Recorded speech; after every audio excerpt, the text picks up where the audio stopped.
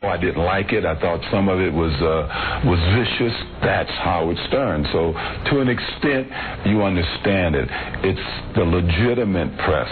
People under the guise of journalism. People like Newsweek magazine and Time magazine. I mean, what was that all about? Now, I know you like to give honor. I have a list of... I put some names together here. You give me your honest opinion of each one of these names. Oh, really? You don't want to do that, Okay, how about Newt Gingrich? You've been doing jokes about him. Newt Gingrich. Neuter Gingrich. No, thank you. No? Don't like him. Not your kind of guy? Okay. How about Hillary? Hillary Clinton? All right. Yeah? I met her. Nice lady. Nice lady? She's had a rough time of it. Rough time? Mm-hmm. How about the Wonder Bra? The what? The Wonder Bra? I don't even know what it is. You see, well, it's this thing they've been advertising. Apparently it's somehow... What? It pushes them in your face, really, is what it does. Oh, well, I like that. Yeah. Let's see. Here's one will get you. Everybody has an opinion on this. Howard Stern? He's the epitome of trailer trash.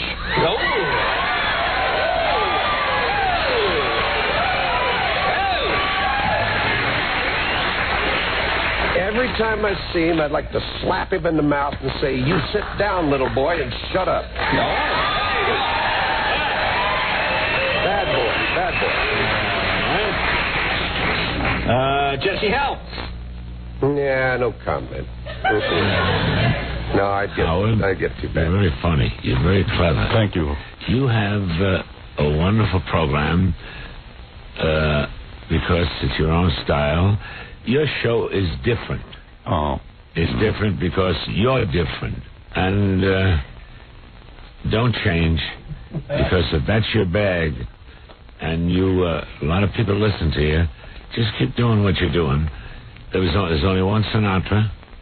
Oh, yes. There's only one Presley. Thank you. Yes. Everybody has their own style. Yes. And if you can get recognized by the indelibility and an identification of how you work, and you work differently than anybody else, yes, then they're going to tune in and say, well, I don't know if he's putting us on or not, and I don't know if he's doing it from a business-like standpoint, but what he's doing must be right, or you wouldn't have the listeners that you have. Thank you. Thank you. Howard Stern, he'll never learn.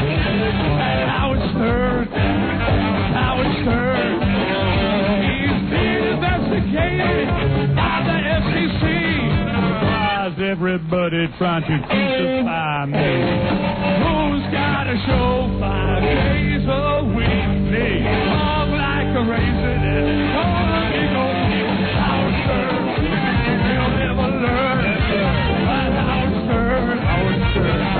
Stern, he is being investigated by the FCC. Now why is everybody trying to crucify me?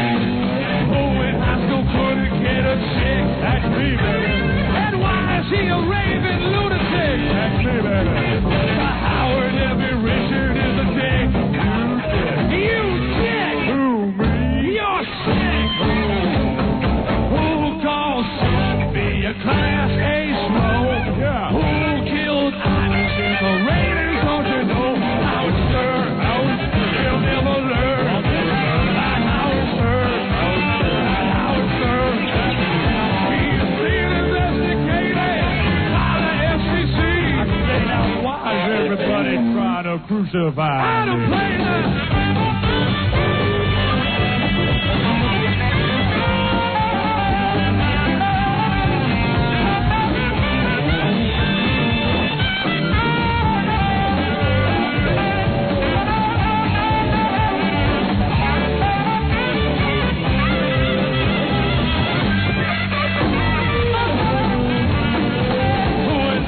Couldn't get a shit, that's me, baby. And why is he a raving lunatic?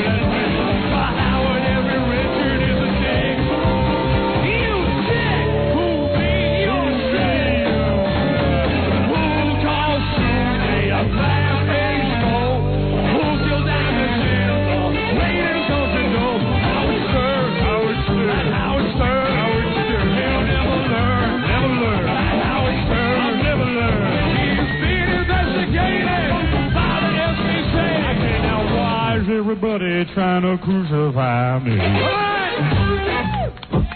Good evening, ladies and gentlemen.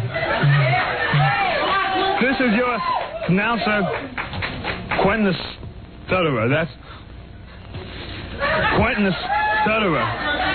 Welcome to Howard Stern, Negligee, and Underpants Party. Starring Howard Stern.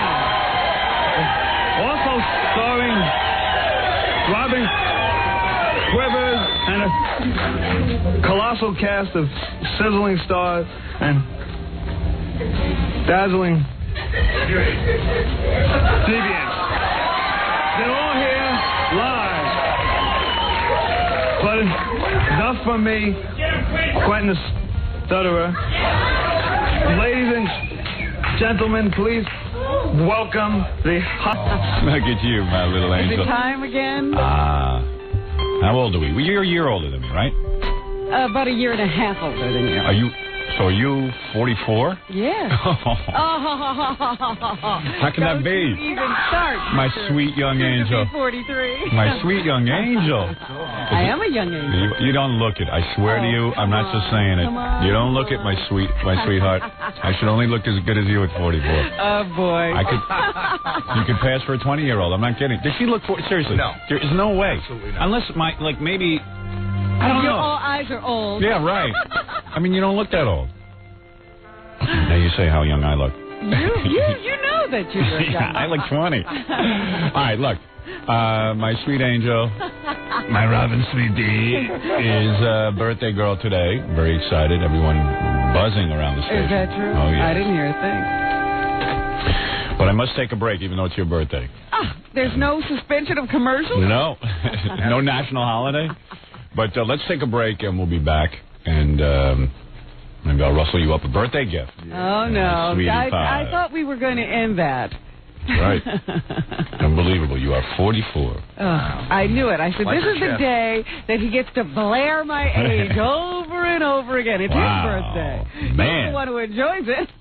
Also, it is the 30th birthday of your father's first attack on you. I figured it out. Horrible. Because That would you be were 33, 11. Howard. Oh, What's sorry. wrong with your All right. math? Okay, well, I'm a little fuzzy on that one. But there you go. 2 birthdays today, Robin.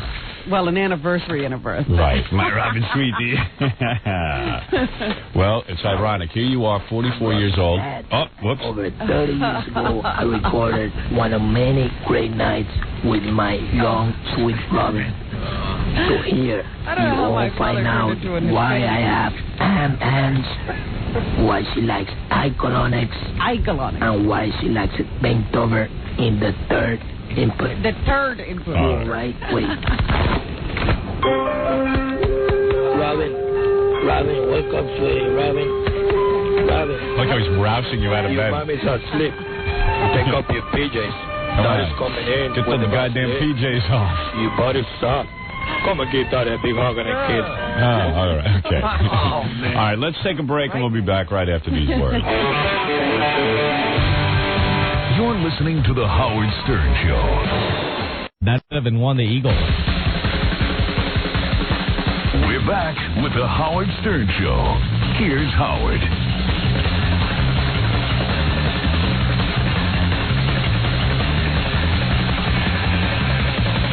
All right. A lot of people waiting to talk to me on the phone. For some reason, when I first get on the air, a lot of people wait for me to get on, and then I don't know, as the morning goes on, they fizzle out. You know what I'm saying? Really? They don't call later in the day? No, just like early in the morning, and then everyone goes to work. Oh, I guess. So this is the window of opportunity. You want your birthday gift now, or you want to wait? I saw that look in your eye. You want it now, don't you? She wants to celebrate. My birthday is here. All right, time for your gift. Bend over that chair. You're going to get something you really wanted, but you can't even admit that you want. There you go. I've read your mind, my sweet, and I know what you want. Hi, Kalani. Ham hands. And I have ham hands. La da da dee, my birthday. I heard through the rumor mill that you hired another assistant, but he quit after a day. That's the new thing going around. One day. I think people just come to quit. Yeah. Now people just calling it, getting the job. To break the record. Right. Who could be the shortest loved assistant? Now what happened this time? He must have been allergic to the cats. Oh, I see. Couldn't handle the cats. Yeah. Well, then he came in and just started sneezing and sneezed all day and finally said, I guess I can't take this job. Wow. Nobody knows you have cats. I asked him before he even took the job. I said, how do you feel about cats? He said, I have one. Oh. So do you really think that was the issue? I wasn't there. I never saw him. Uh-oh. He just started sneezing when he got there, sneezed all day, tried taking an allergy pill at lunchtime. So you're claiming that this had nothing. I wasn't there. Right. So he wasn't there. Maybe it was just you telling him over the phone what he had to do. I didn't even speak to him on the phone. Right. You went to the apartment, sat down. He was with my current assistant who was telling him what the job was. Oh, well, there it is. That's what happened. Why would you do that? What? I thought the current assistant quit in He's quitting for personal reasons. All right, listen, I don't know. It's just we got to get you somebody who's going to be there for. She would maybe she, just tell people bad things so that they would leave. So I wouldn't have anybody. Yeah. I don't think so. Let's hope not. Okay. Because you told me one assistant was allergic to people, getting screamed at over the phone, and then it started sneezing. Who screamed at anybody over the phone? Oh. Well, listen. You got to get somebody who's going to be there for years, who knows you and knows. That's right. That's what I need. All right. Well, we're going to hope you get that. Thank you. If you could get me that would be a perfect birthday. No, I got you something else. Oh, darn. Gary, where's my strap-on? Robin. Well, Robin, sweetie, I got you a little something. I have it right here. If you want to, you want to come get it? What is this now? Come on. Yeah, look how happy. Women love getting gifts, don't they? Robin, sweetie, it's time. I'm not going to give you this bag. Look, my sweet. Look what I got for you. Look, good things come in. What is that? It's a very nice box. Good things come in small packages. Is that right? Look at you. It makes me crazy that you get me a gift and now you won't give it to me. I mean, I like gifts, but this always gets us into trouble. There you go. Now listen, I don't want you. I wonder what my wife got you. It's from me and my wife. Are you going to give it to me now? Here's your gift. Here's your gift. All right, go ahead, Robin. There it is. Right. Open it up. I think Robin Sweetie will like this. I hope so. It says New York. It's from New York. Of course, it's from New York. What do you think I went? What do you think I went to California? Robin unwrapping the gift. It's in a tight little ribbon, and she's having trouble. I'm trying. If you had your assistant here, they could open the gift for you. That's right. I wouldn't have to use my. Right. This costs plenty of dough, so don't. Here we go. No price taken? Yeah, he left the price. Believe me, I should have. It's not a saddle. I was going to get you. I'll tell you what I was going to get you. What were you going to get me? See, you're a tough person to buy gifts for. Well, first, I'm not. You at are. all. Oh, please. Get critiqued. Let's see if you like this. If you don't, I'll take it right back. I don't want to hear about it. Just hand it to me. Just put it right back in the box and give it back to me. Is this something you could use? Well, you're such a princess. I thought that. Here we have a little case now that comes out of the box. Let's open the goddamn gift. There is Give me that. Give me that. I don't know whether it's... No, that's the tag from the thing. If you don't like it, I can return it. Go ahead. What's the matter with you? Wow. Wow. Wow is right. Let's see it. Let's see it, Robin, sweetie. Show the camera. Wow. Yeah. It's your joke, man. That's how you buy a gift for someone. That's beautiful. Give them a night light. Look at that. Look at that. Is that beautiful? That's gorgeous. It is a gold. That's gold, honey. Is that gold? Yeah, that ain't no fake stuff. That is a necklace. That's a Y necklace. That's right. And notice, when you really study it, let me show people what I got. When you really study it, that is a little crown. Yes, I was going to say, is that supposed to be a crown? Yeah, well, yeah, that's supposed to be a crown. What else would you get for royalty? Right. That's beautiful. Isn't that great? That's absolutely beautiful. Yeah, and you like gold, so. Yes, I do. Yes, so there it is. Very nice. Well, thank you very much. I must You're come welcome. over and give you a hug. A hug. I think I get a little more. I'm going to touch one of your chests. Yeah. I am. I deserve it. No, you're being an ungrateful giver. Come on over here. Come on over. Happy birthday, my old aging queen. Come here. Oh, yeah. You see how you make a woman happy? Look at this hug, Jackie. You never got one like this. Oh, baby, don't even let go. Don't even let go when I hug. The warmth is in the room. Oh, he's singing to I'm hugging your chest so close to my own bosom. All right, enough of that. Let's go do the show. All right, there you go. Robin Quivers' birthday. That's some gift. If I told you what that cost, you'd fall right on your ass. That's the love. Come on, love, cash. Yeah, let us guess. Like the price is right. I'll be quiet. Don't. That cheapens the gift. 2,100. I saw it. Very close. All right. Well, very nice. I tell you, she looks good. She looks damn good for 44. I would say, I would guess 30. I would have. I'm the same age as Fred's wife. Yeah. You and Fred's wife have regressed. There you go. This is what happens when you're on this show. That's what I am. Well, anyway, there you go, Robin. Happy birthday, of Well, course. geez, I feel I should put on my birthday gift. Yeah, let's see it, honey. I don't know if I could do that by myself. Put on your birthday suit. You know, you're my chippy, so I like to see you. I like to see you in jewelry. I like to see that. Put on a little outfit with that. Cha-cha heel. Yeah. You told me I would have coordinated the whole thing. Yeah, I love buying jewelry for women, man. I love that. You should see the look in Robin's eyes. Boy, if I was single, I know I could just. You got to go change your panties, don't you? Oh, stop it. That got you hot, didn't it? Now, see there, you're going to ruin it. Oh, absolutely. Let's see. Wow, does that look good against you? Well, Chocolate now I skin. have to figure out how to get it around everything. My chocolate cake. There you go.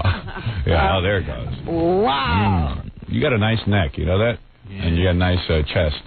Looks good laying against the flatness of your chest before your mounds begin. Nice shelf. Yeah. What is he carrying? It draws your eyes down. Yeah, it draws your. The crown points to her Takes chest. to the cleavage. Yeah, the crown the Rocky points. The Mountains. crown points to the cleavage. Like an arrow. Yeah, it's something nice to look at before you get to the main event. Right. Yeah. It's the appetizer. The appetizer. It's the foreplay. Jackie, come and help me hook this. Why Jackie? What about me? Well, I don't want to take you away She from the wants to get microphone. Right, yes. There you Jackie's go. my maidservant. Happens to look damn good. But it clashes with your other thing. You got to get rid of the other thing. Oh, Jackie's real gentle. He just pulled her hair out of her head. Get these out of the way. I got to turn. Let's see. Jackie's old eyes can't see. Yeah, Jackie. If you're 44, Jackie must be like 50. You got to let go, Rob. How old is Jackie, Fred? He claims to be 50. Yeah. I think he's older. You do? Yeah. There's Robin with her jewels. Jackie can't even get it on. Get that Homo Ralph. I can't do this. Homo Ralph. Homo Ralph isn't here. Come on. Oh, look at this guy. Do you know what you're doing, Jackie? I think so. Wait till the commercial, or else we'll be here all day. I think he's got the DTs. He can't put it in there. Yeah. You been drinking last night? The same way he is in bed. Yeah. Fumbling around. Wait a minute, Nancy, I'll get it. Looking for the opening. The guy I dropped it. can't find Hey, Robin Rosinski, you go in there and do it. Yeah. Yeah, I mean, get a real woman in there. A woman who knows how to do a clasp. Jackie retard. We could be here all day. Yeah, I mean, it's a simple clasp. I've got an engineering degree from Michigan State. You don't. Oh, that hooks. Yes. Robin, do it. It'll take 1 second if a woman does it. Easy when it's not around her neck. Notice Fred and Jackie didn't get you anything. It's true. I'm the only one who got you anything. Fred and Jackie, the two cheapskates. Cheap bastards. Hey, Robert Rosinski, there's a little bauble in there for you, too, if you put out. Oh, yeah. Couldn't even see the class. Hey, Robert Rosinski, go out on a date with me. I'll get you one of those. You little chippy. She can't hear you. Oh, she heard that. Did you? Yeah, oh, yeah. Get her to bend over more. I like platinum. She says she likes platinum. Yeah, well, you know what I like? The third input. Yeah. You'll get platinum for that. Hey, we're going to Scores today. Look at those four over there. Howard, you got a gift that nobody can... Once you get it on, though, don't take it off. You won't be able to. I know how to do it. I'll do it during the commercial. Tell them to stop botzing around. No, it's easy to do, Howard. It's just they're all that hair and the Oh, stuff. yeah, right, Jackie. It's very dark. Look at Robin. got She's a handmade. girl and she can't do it. Look There's at her. tons of... There, it's on now. Is it? Okay. Thank you. Oh, now it's caught in her breast. It's caught in her hair. Oh, man. Look at that stuff. Let's take a commercial break. You put that on, and then I can, because I got a lot of people on the phone, and I got a lot of stuff to talk about today. Well, thank you very You're much. welcome, Robin. For observing Indeed. a great day. A my great birthday. day, yes. If you're 44, Jackie's got to be 50. 53. I don't know how old he is. I just, how do you keep, you get older, I get older. He And gets, Jackie doesn't. Jackie still hasn't broken bed, because, how old are you, man? Be honest. 52. Are you? Yeah. No, be honest. 1944. Be honest. 48. Are you 48? Yeah. Oh, all right. How did he all of a sudden? I'm catching up to him. I don't know. I don't know what's going on. Let me take one phone call before the break, okay? All right. This is Steven Seagal's, the woman who claims to be Steven Seagal's wife. Oh, I'm glad you called in again. Yeah. Hello? Yeah, hi. I don't claim anything. I am, all right? Stephen, I told you before, Stephen was put in the film business by the government because I was being kind of terrorized day and night by the Church of Scientology and the various people that work for them, okay? Now that makes perfect sense. They It is put him per- in it is movies perfect because sense. you're being harassed by Scientology. Think about what you just said. Even in your delusion, okay? Even, It's not a delusion. It's excuse not me, honey. Even in your delusion, you make no sense. It's like, at least put a good story together. Why would they put Steven Seagal in the movies, the United States government, because you're being harassed by Scientology? Because I like movies. Because you like movies. You mean they put Steven Seagal, the government wasted all that time to put Steven Seagal in the movies because you like movies. They do everything for you.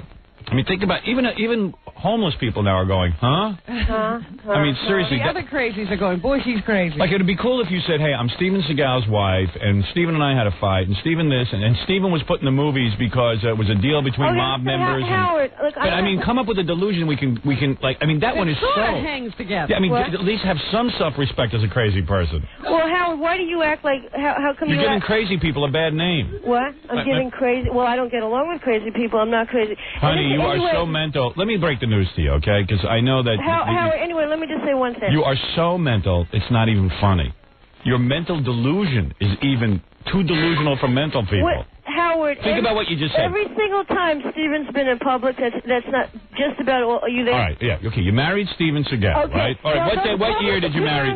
What year did you marry Steven Those Seagal? public appearances of Steven Seagal with any other woman are not him. They're all body doubles. There's one in the paper recently of Steven that said he suddenly got hefty at a Jackie Chan Right. party. You say that's not Steven Seagal. That's not Steven. But you Then there's must not one of have seen Steven Steven with in a... years. Then there's one of Steven with a hook nose at Planet Hollywood opening in Berlin. That's not Steven. There's a picture of Steven in Entertainment. There was a picture of Steven in Entertainment Weekly Don't try at the Academy Awards with a blonde-haired Arissa Wolf. That's not Steven. They're all body doubles. All right, That's all I want to say is they're all body doubles. They were using me for Doesn't snuff. matter. They were using me. He's a They were nut. making snuff films using Hollywood, using me as subject of snuff. See, like, all right? I could get into your whole thing. Like, As subject of snuff. They were making stuff. They were doing things highly illegal using the film industry and the entertainment industry. You know, I and could that's really- why they did that. I could get into your story if it had some line of reasonable... I like crazy people. Howard, you sound stupid. No. That's the whole. No, you sound stupid. That's the whole reason. Look, we're not totally Honey, into your show. what about when you were That kind cloned? of stuff, What right? about when you were cloned? Talk What? about that, when you were cloned.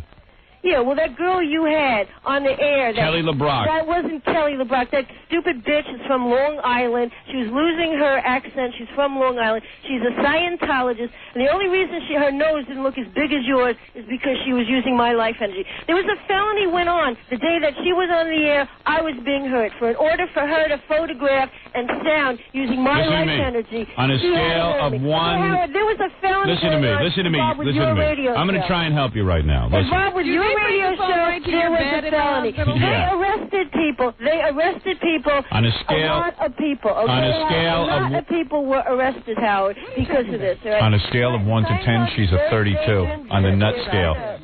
Tap people's life energies and kill them and this, that, and the other thing. And that's what they're using me. Whatever goes through me goes through a lot of people, okay? Wow, I'm you the whole mental. thing here. What happened to you? Did your dad rape you? Did your mom have I sex don't with even you? think that had to happen to her. Did you? There's not one... Sweetheart, I don't think there's a word of truth in it because Stephen hasn't made one appearance with any of those women. They're all body doubles. Eventually, this whole thing's going to Would come you out. answer That any girl, question? Cheryl, I think she went out with her brother. That was not Stephen. They're all arrested. These are not social guns. There's a whole trail of wimpiness. Let me ask you something. I want to ask you. Every single thing I hear about Stephen. I want to ask you about. Stephen. I want to ask you about your.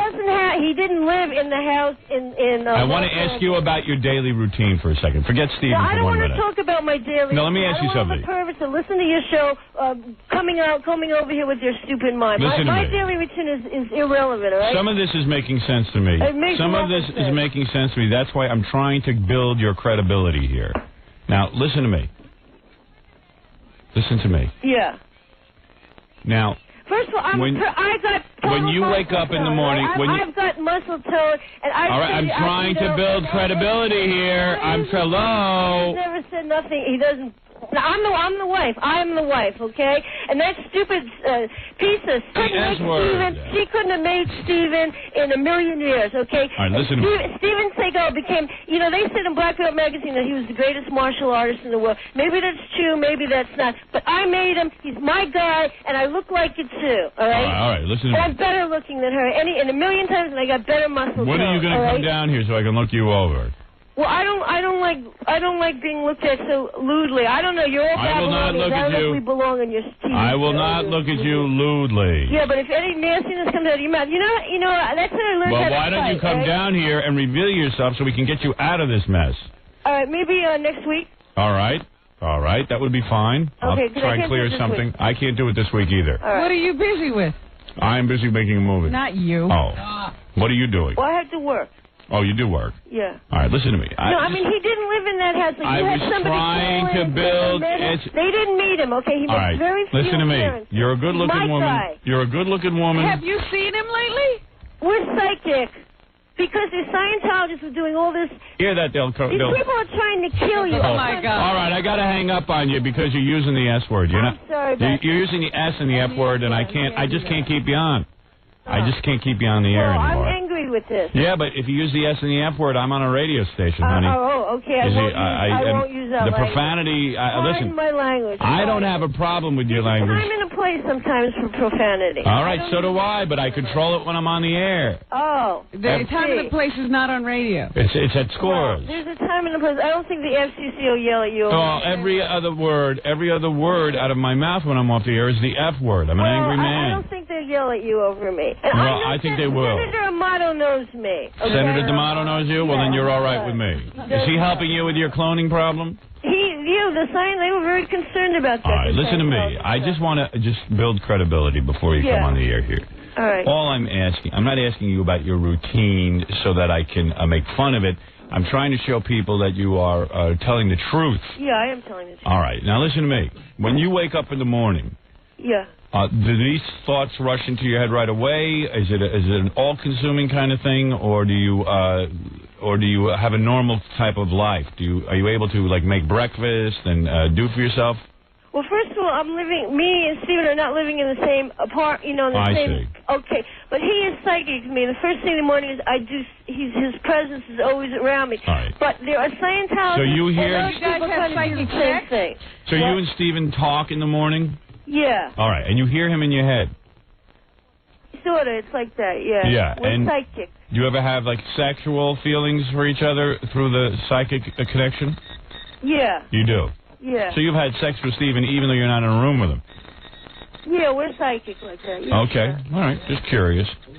Yeah. Well, that's the Oriental stuff. They believe in stuff. Well, he is very mystical, that is true.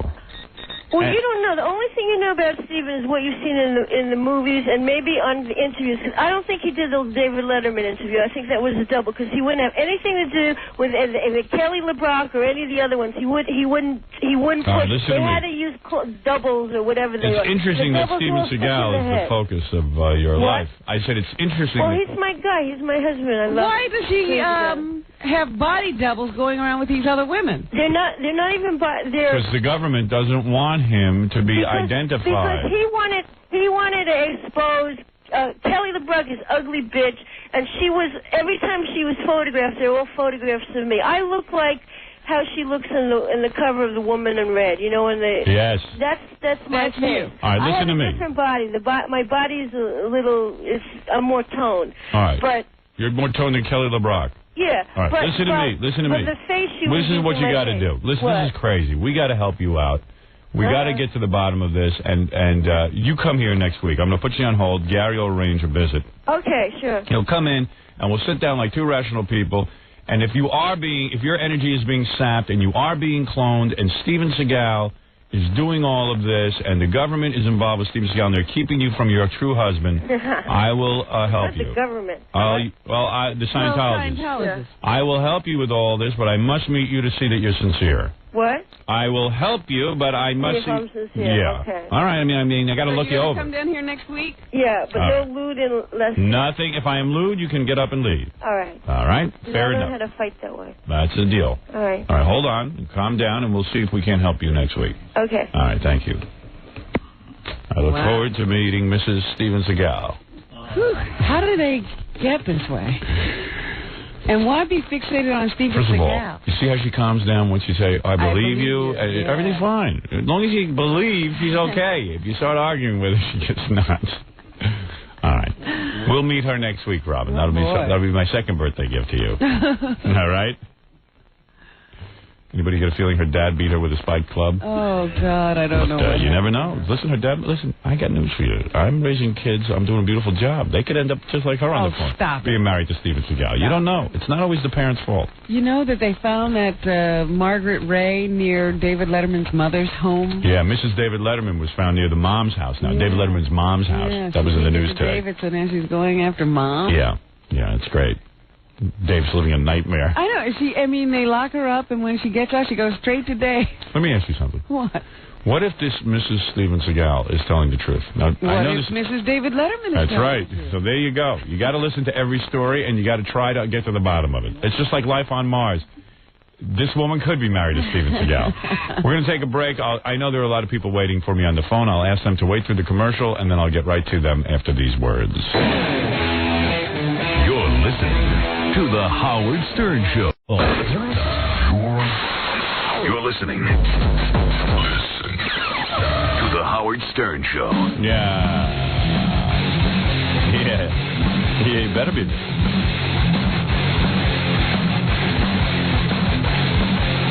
Like it. See, I like this. This is rocking, man. This is music. Who is this? This is Pong. Pong? Yep. B-O-N-G? P, as in Peter.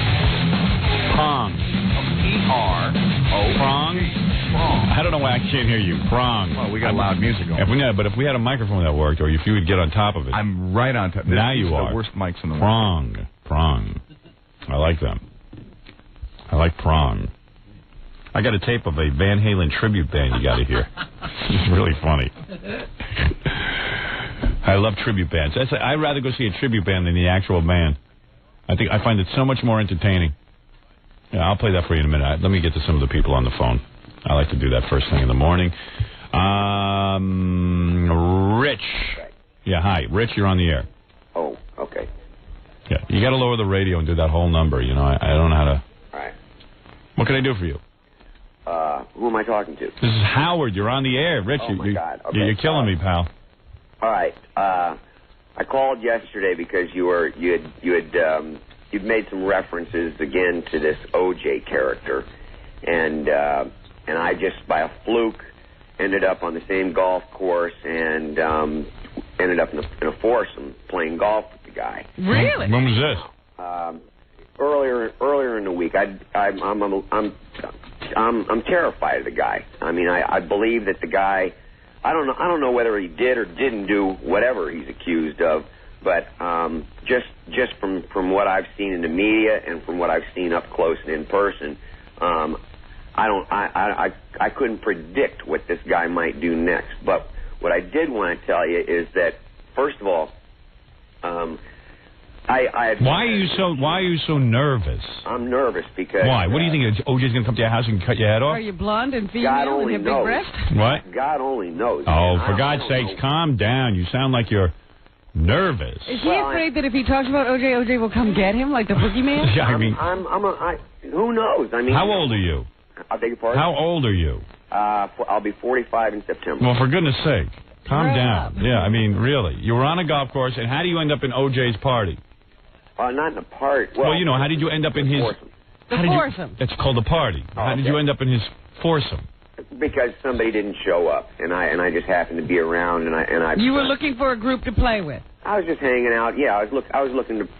So why are you so nervous? What did OJ do on the golf course to make you so uptight? Because what I'm going to tell you. Well, tell me already. All right, now this guy is just lapping every bit of publicity that comes up, and I walked away from the conversation thinking that you and OJ may have some kind of an alliance, practically, or a friendship where you're doing this guy a favor. That every time this guy's name is mentioned, and I don't think you'll disagree that no. I mean, this guy's. Wait a minute. Get him back. Yeah. I couldn't take I don't know what kind of medication he's on. No. He's as nutty as the one we just talked to. No. Look. Hello? Yeah? Yes. Please. That guy was so full of it. He's full of it. He doesn't have a thing to say. Nothing. OJ, he probably did play golf with OJ, and he wants to create a life around it. Hello, Howard. Yes. I have a question for you. Yeah, well, I wish you guys would just spew out the questions and stop saying, I have a question for you. That's so annoying. Just say the question. Okay, during the Olympic Games... The show feels like I'm in slow motion today. I feel like, hello, what I'm going to tell you is going to tell you, that's why I'm afraid of OJ. Okay, what are you going to tell me? Well, we're on the golf course, and then OJ laps up the publicity, and I believe there's an alliance. After the conversation, I thought that you and he may have had some kind of pact. I mean, please. In fact, you know what? Start talking before I pick up. And All get right. to the Yeah, point. because by the time I pick up, it takes a while with the commercials and everything. You'll be at the point. Now, let's see if you can get to the point. What is your question? All right. You know that during the Olympics... Excuse me, Adam. Yeah. Already. You're going to start telling me how the Olympics had a bombing. We all know that. Skip to the question. How did it affect you? The bombing? Yeah. How did the bombing affect me? Yeah. Are you get out of here. I mean, come on. Wait a minute. Is this our friend from the rehab what is it, the place? same wacko? Look, please, I'm not going to talk to this guy every morning. John, the reason I got you out there for screening is because I don't want to... So far, I'm getting the same people over and over again. This is Aaron. Aaron, you're on the air. Hey, how you doing, Howard? I got a funny story about Mancow. The idiot who we compete with in Chicago. Yeah. Well, I got idiots all over the place. You should see. He's a jack. In Austin, Texas. There's an idiot? We got a couple of idiots. They were holding a funeral. My competitors in Austin, Texas, are holding a funeral for me. How long have we been in Austin? A month? We've been under 3 months, and they're holding a funeral. What they failed to tell everybody is... wait a second. Wait, hold on. Don't hold on to your man queer story. Okay. Hold on. I just got to read you this. This is the greatest. So, in Austin, Texas, where we've been on under 3 months... They must be crapping in their pants. I got a copy of the ratings. And our competition is all crowing because they're excited. They won in the ratings, and they are declaring me a funeral. You know how I do a funeral when I come to death. Well, the stupid thing is, though, that they were there and they were already on top. Well, yeah. Well, here's what happened to them. In Austin, Texas, though, in under 3 months, we went from a 3.1 to a 6.5. We doubled our audience in one, which is never done. Less than 3 months. It takes people years to double their audience. KLBJ, which is the station that's holding a funeral for me, Dale and Bob Show, had a 21.5, and now they're at a 16.2. So you say, yes, well, I only have a 6.5. They have a 16.2. Except what they failed to say was all the audience they lost came over to me. And every month we will see more of that landslide until Dale and Bob are on the garbage heap. Dale and Bob are going to be out of Austin, Texas, and I will be sitting there with a 21.5. Excuse me. I will beat their 21.5, and I will have a 25.5. Enjoy the erosion, Dale and Bob. Enjoy the erosion. If you're celebrating, celebrate the erosion of your ratings. They lost 40% of their ratings to me. Yeah. And Sammy and Bob... There's another. That's right. Sammy and Bob Went from an 8.8 to a 4.3. Oops. They got the Bob and Dale, Bob and Sammy. All the Bobs lost their audience. Bob on this. Okay? Oops. Look at Dale and Bob. 17.1 to an 11.9 in men 25 to 49. Let's see what I did. Oh, I went from a 1.6 to a 5.2. So keep having your funerals, dickwads, because you'll keep mentioning my name. Think every day more and more listeners are going away. What's it like to be on the air and every day just feel them tune over to me? Yeah. And stay with me? Just feel that audience dwindling. They're leaving. And I got news for you. I'm wrapping the movie this week. I'm going to be off the movie this week. Wait till you see my energy when I fully devote it to the radio show. You think this is bad? You guys had it easy for 3 months. I was doing a movie. I was distracted. Wait till I get my ass in line. Wait till I can sit there and push Fred to write something. Then you're really in trouble. You're going to come here and crack the whip and get right. the work done. Wait till you see when Fred actually has to work. Right, buddy? You bet. All right, you've been on vacation too. Oh, sure. Right, everyone's on vacation when Howie's working. But that's going to change. So, okay. Dale and Bob, Sammy, there you go. Sorry, go ahead, Aaron. What did you want to tell us about Man Queer in Chicago, who's another guy's going to watch the erosion? He's going to sit and watch his audience disappear. What do you want to tell me about him? All right, man. I was on my way to work yesterday, and I live near the building he broadcasts out of. So he pulls up next to me in the intersection. He's got his window rolled down, and I'm listening, and he's playing a previous broadcast of yours, man. Well, of course. Yeah, like he's got to warm up to you every morning to get ideas, I guess. Well, of course, all these jocks who want people to think. Listen, I've been doing this for 20 years. In college radio, I was getting fired for playing bits called Godzilla Goes to Harlem. I'm the master at this. I invented this form of radio. And this guy going to sit and tell you that he's invented this stuff? I was doing lesbian dating game when he was in diapers. You kiss my ass, Dale and Bob, Man Queer, everyone. You will get fisted on stage.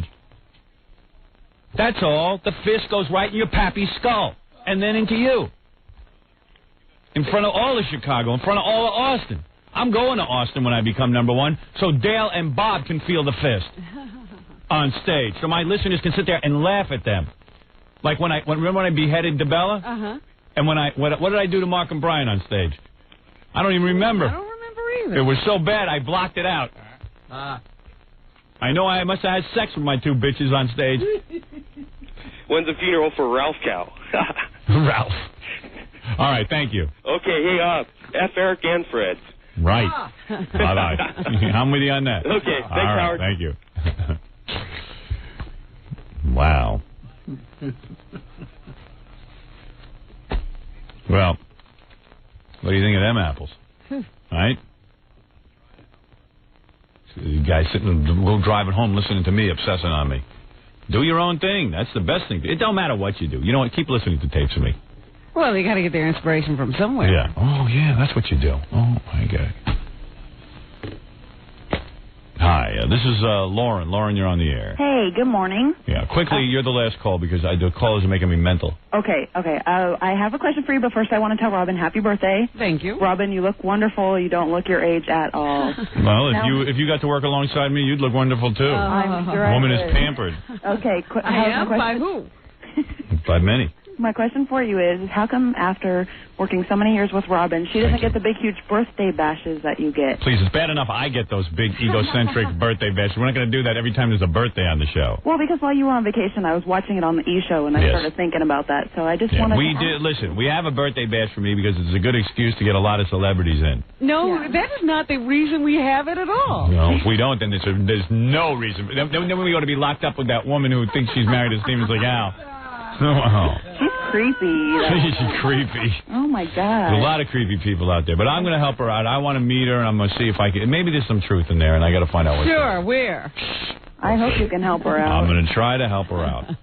Oh, my All right, God. thank you for you. the call. Okay. All right, at least you got your sentence out in one succinct moment. She was quick and to the point. Yeah. Well, I've been on hold so long, I've been practicing. Well, that's what I'm saying. If we keep you on hold so you can think about what you're going to say, then we finally get these people on. They're all loudmouth jerks.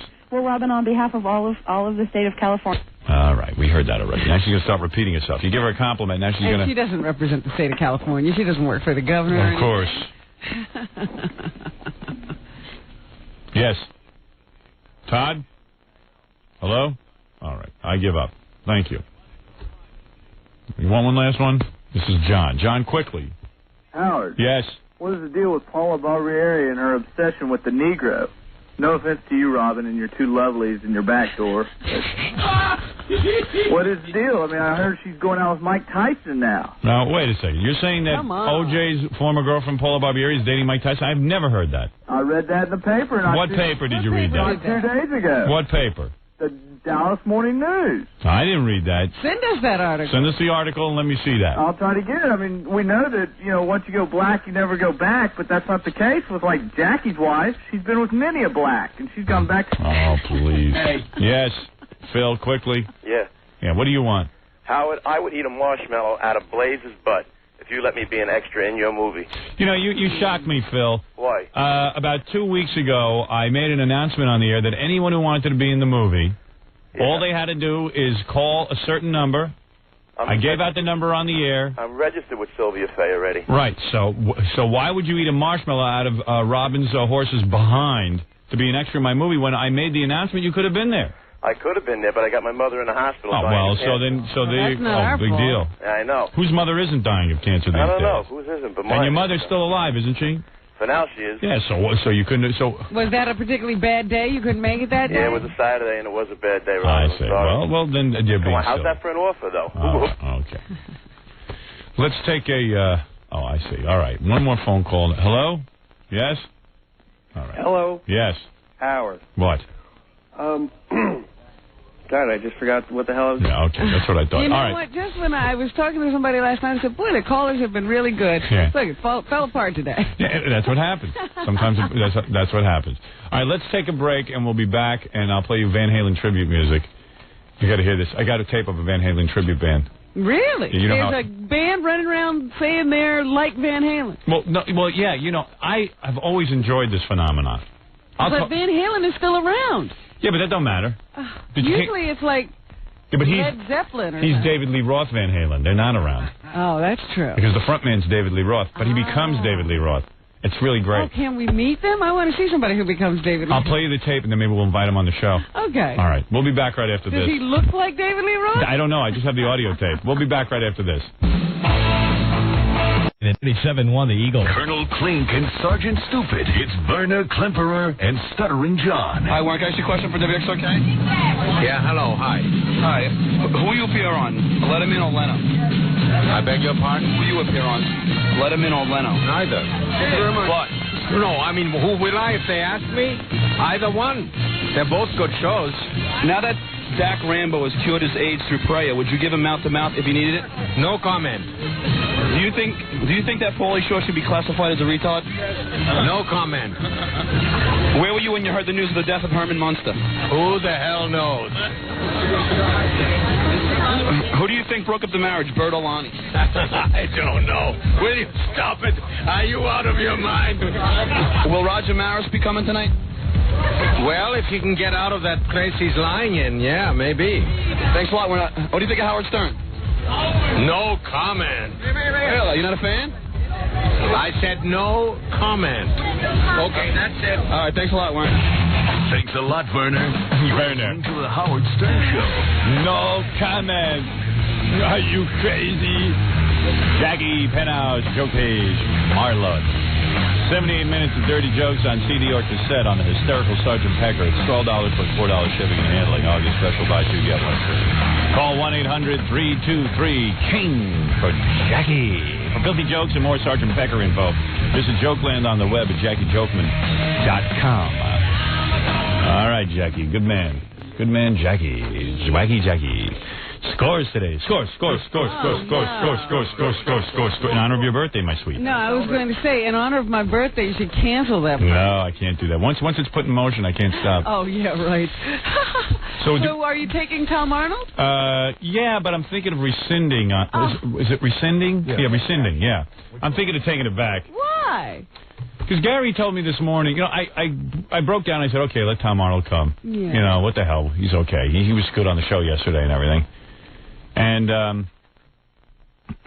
he's funny. And it'll be fun. And I did invite him to come, and I can't take back the invitation. And then I just said, wait a second. So Gary tells me this morning, Tom is coming, but he needs to bring his assistant and publicist, those two women. Oh, no. And I said, listen, I said to Gary, look, is this guy a man or a mouse? Well, especially, see, I don't want... What do you mean he needs to bring them? I mean, he's not coming with them. I'll tell you, I don't want the publicist there because she represents a lot of big people. Excuse me, I don't invite women to these junkets. Unless they're porn stars. Or well, yeah, that's a different... Unless they're going to participate, and those two aren't participating. Then you're going to get up on stage and take their clothes off. Did you get him on the phone? Yes. Get him on the phone and tell him, tell him to skip it. Tell him if you want. No, you can tell him. I want to tell him on the air. Yeah, I will. You can't bring. This is a guy party. Yeah. Guess what's the beginning? Yeah, I mean, what did I tell you about inviting celebrities? Every they time, always have to bring it on to Rob. Yeah, like we had Chuck Norris, and okay, it was his bachelor party, so he brought like 10 guys with him. Yeah. And he brought some of his mother or something. Who was that old woman he brought with him? I think it was his lawyer's wife or his agent's wife. Yeah, I mean, at that point I was like, she was mostly bothering me. Oh. Like every time I walked across the room, she'd be all over me going, hey, Howard, boy, it's some party. Oh, good. Oh, I didn't realize. Checking everybody out. Yeah. Watching you? Yeah, I mean, what is this? Dude, you want to party with a bunch of guys. What do you're bringing I thought that's what he said, that he wanted to hang out with you guys. Now, what is the publicist and the I don't know. assistant got to be there for? I don't know, but I'm not letting him in the door. Somebody's got to write it up for the tabloids. Right. Yeah, he doesn't do his own writing anymore. Right. If those two want to get in, they're going to have to shoot somebody. Oh, stop that. I'm telling you. I'm sure Scores is trying to forget that. Yeah, I hope so. What? He had his voicemail on at the hotel. Yeah, well, tell him on his voicemail. Well, just left him a message to call me back, but if I don't hear from him... Yeah, tell him, please, we are not allowing his publicist and his assistant to You come. want to go and have a good time. Yeah, I mean, really, I don't get to go to Scores ever. I've been doing a movie for the last couple of months, and now I got an opportunity. Don't say ever. I think you had a party once a month. Yeah, well, we started abusing the privilege. Well, no, wait a second. Once a week. We had one once a month, and then we got cut off for we haven't had one in 5 months. Well, yeah, but you used to string them out. There used to be 3 or 4 months between each I know, party. but so don't sit there and say, we got seduced. Yeah, on a roll, that's all. We got seduced. I'm spoiled. Me too. I need it. I'm like a drug addict. Believe me, you were spoiled way before this. Yeah. Man. Yeah. Usually the celebrity winds up, well, not always, but sometimes they wind up sitting near you, which means the publicist will be near you. Yeah, please. And I don't want to be bothered. You know what? I don't even want to sit near Tom Arnold or talk to him the whole time. Be quite honest with you. I'd rather talk to strippers. I mean, that's what I go for. I don't really want to talk to Tom Arnold. I like Tom a lot. We've been there 10 times. I don't think I've spoken a word to you at these things. No. Yeah, I mean, we don't... Exactly. Who wants to? I want to be as far away from you as possible. Right. Give you some space. But don't you get a lot of bother because the guys are coming to you for money? How do you enjoy yourself? It's hard. Well, Gary has a problem because he gets to hold the money. Yeah. I mean, I would go out insane if I had Gary's job at Scores. No, they have a masseuse there sometimes, like a genuine masseuse. Yeah. So if you get your back rub, then you can see that I'm totally relaxed. And some guys will say, Gary can only be another 4 or 5 minutes. Some guys will just start tapping me on the shoulder. I have my eyes closed. Right. Gary, come on, man. I got to pay her. I need this. She's really beautiful. I need $80 quick. Yeah. Or else she'll go away. Yeah, it's She weird. won't stay with me for long. Yeah, it's weird, man. There's a whole Scores, there's like a whole Scores feeding system going on. That's funny. Yeah. Guys have a funny way. Some guys sort of, they tap me on the shoulder and take me into a corner like, I need a couple of bucks because of... And some guys are just like, I need $200 quick. Give it to me now. Yeah. It's like scoring drugs. I had Scores at my house last night. I came home. I hadn't been home in like a week. So I came home and had a meeting with some dudes because I'm putting a fish tank in my house. He's doing a fish tank now? Well, what I did, I'm doing like electric eels and stuff. I thought they were cooler. But you got to feed them shrimp and lobster. And who's going to do that? I'll get somebody to do it. I got 20 people working in my house. I got all kind of housekeepers and stuff. They'll let them feed them. Do you have to cut lobster out, or do you just throw a whole lobster in and they eat them? No, you have to cut. No, you have to chop it up. I'll swim in it. I'm getting eels and like some weird. They got this fish that looks like a pickle. I want one of them. And what you do is you go down to the fish store and you pick out what you want. All right. But I'm doing a salt water tank. I'm doing only about 700-800 gallons. That's pretty big. That big? No, 700 feet. 700 cubic? No, 70. Yeah, I don't know. The guy just showed me what it looked like. All I know is it's big. It's like a whole wall. And I'm doing it in my office because it's supposed to relax me. when I get all stressed out. You are crazy. Yeah, I was in a panic. Yes, last night I was on the phone to Ivan Reitman, the producer of my film. Uh-huh. I said, I got to call Ivan. I'm getting panicky. I said, okay, Ivan, you've seen the movie now. Pretty much 99% of it. We're almost done shooting. He goes, Howard, this is the funniest movie I've done since Animal House. Really? I go, you kidding? I go, tell me more. Well, how am I as an actor? He has to go through the drill time. He says, Howard, have I ever lied to you? I go, no. He says, do you know when you're doing something bad, I tell you, right? He goes, I don't have any problem with your acting. I go, yeah, but what about it? What do the critics think? He said, want my guess? Critics will be blown out by your acting. You will receive unbelievable accolades. There's nobody who can critique what you're doing. In terms of his bad acting performance, it's a really great acting performance. It's one of the funniest acting performances I've seen in a long time. Okay, I said, then is it funnier than Bill Murray in... He goes, what you're doing is real acting. Bill Murray, he was playing Bill Murray. You know, he was doing that one... You know, that one... That character he has. I said, okay. He says, you're doing dramatic acting, you're doing comedy acting, you're doing the whole gamut. You're doing it all. In fact, he said, I always thought that your best scenes would be your radio scenes. Your radio scenes aren't your best scenes. It's the scenes between you and your wife and, you know, and various other acting scenes.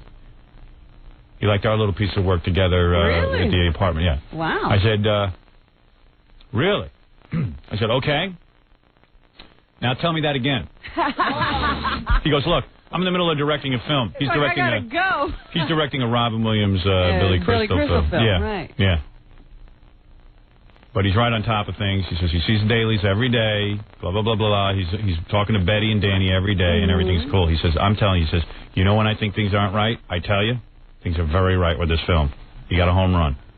Now leave me the F alone. Go to sleep. Look at your fish tank. Go to sleep and look at your fish tank. I said, you're not just saying that, right? Who He says, told you that a fish tank would calm you down? This guy Daryl I know. He said, hey, maybe that'll calm you down. Oh, jeez. Well, I calmed myself down last night. How? More. I relaxed myself. What? Are you like aware how difficult it is to maintain a saltwater tank? Dude, you think I'm going to maintain it? No, that's what I'm saying. Stupid. Look at me. I know that. You're going to have someone come in like twice a week. Come here. Those fish are going to die. Excuse me. Stupid. Stupid, okay. Yeah, if you came in here, you must be stupid. Okay, I know. All right, listen to me. You know how hard it is to get up at 4 in the morning every day and cook yourself breakfast? Yeah. Do I cook myself breakfast? No. Who gets my breakfast? I do. Okay.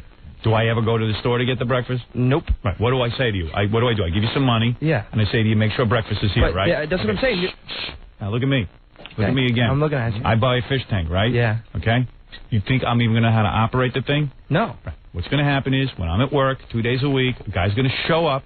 My assistant's going to usher him into the office. He's going to clean it. He's going to feed the goddamn fish. He's going to teach my assistant how to feed the goddamn fish. I'll go stare at him. If one dies, I won't even know it. They'll replace it before I get home. Get out of here, you stupid.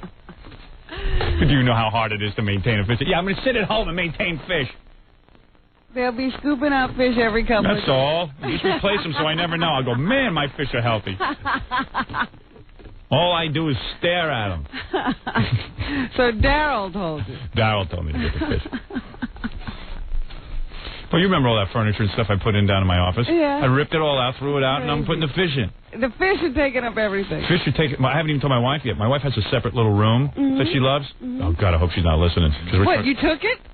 It's for my fish. I got to put all my fish equipment in there. Just going to pump and stuff again. You're taking her room? Yeah, I'm expanding. Can we take bets on how... My mother comes over and goes, this is disgusting.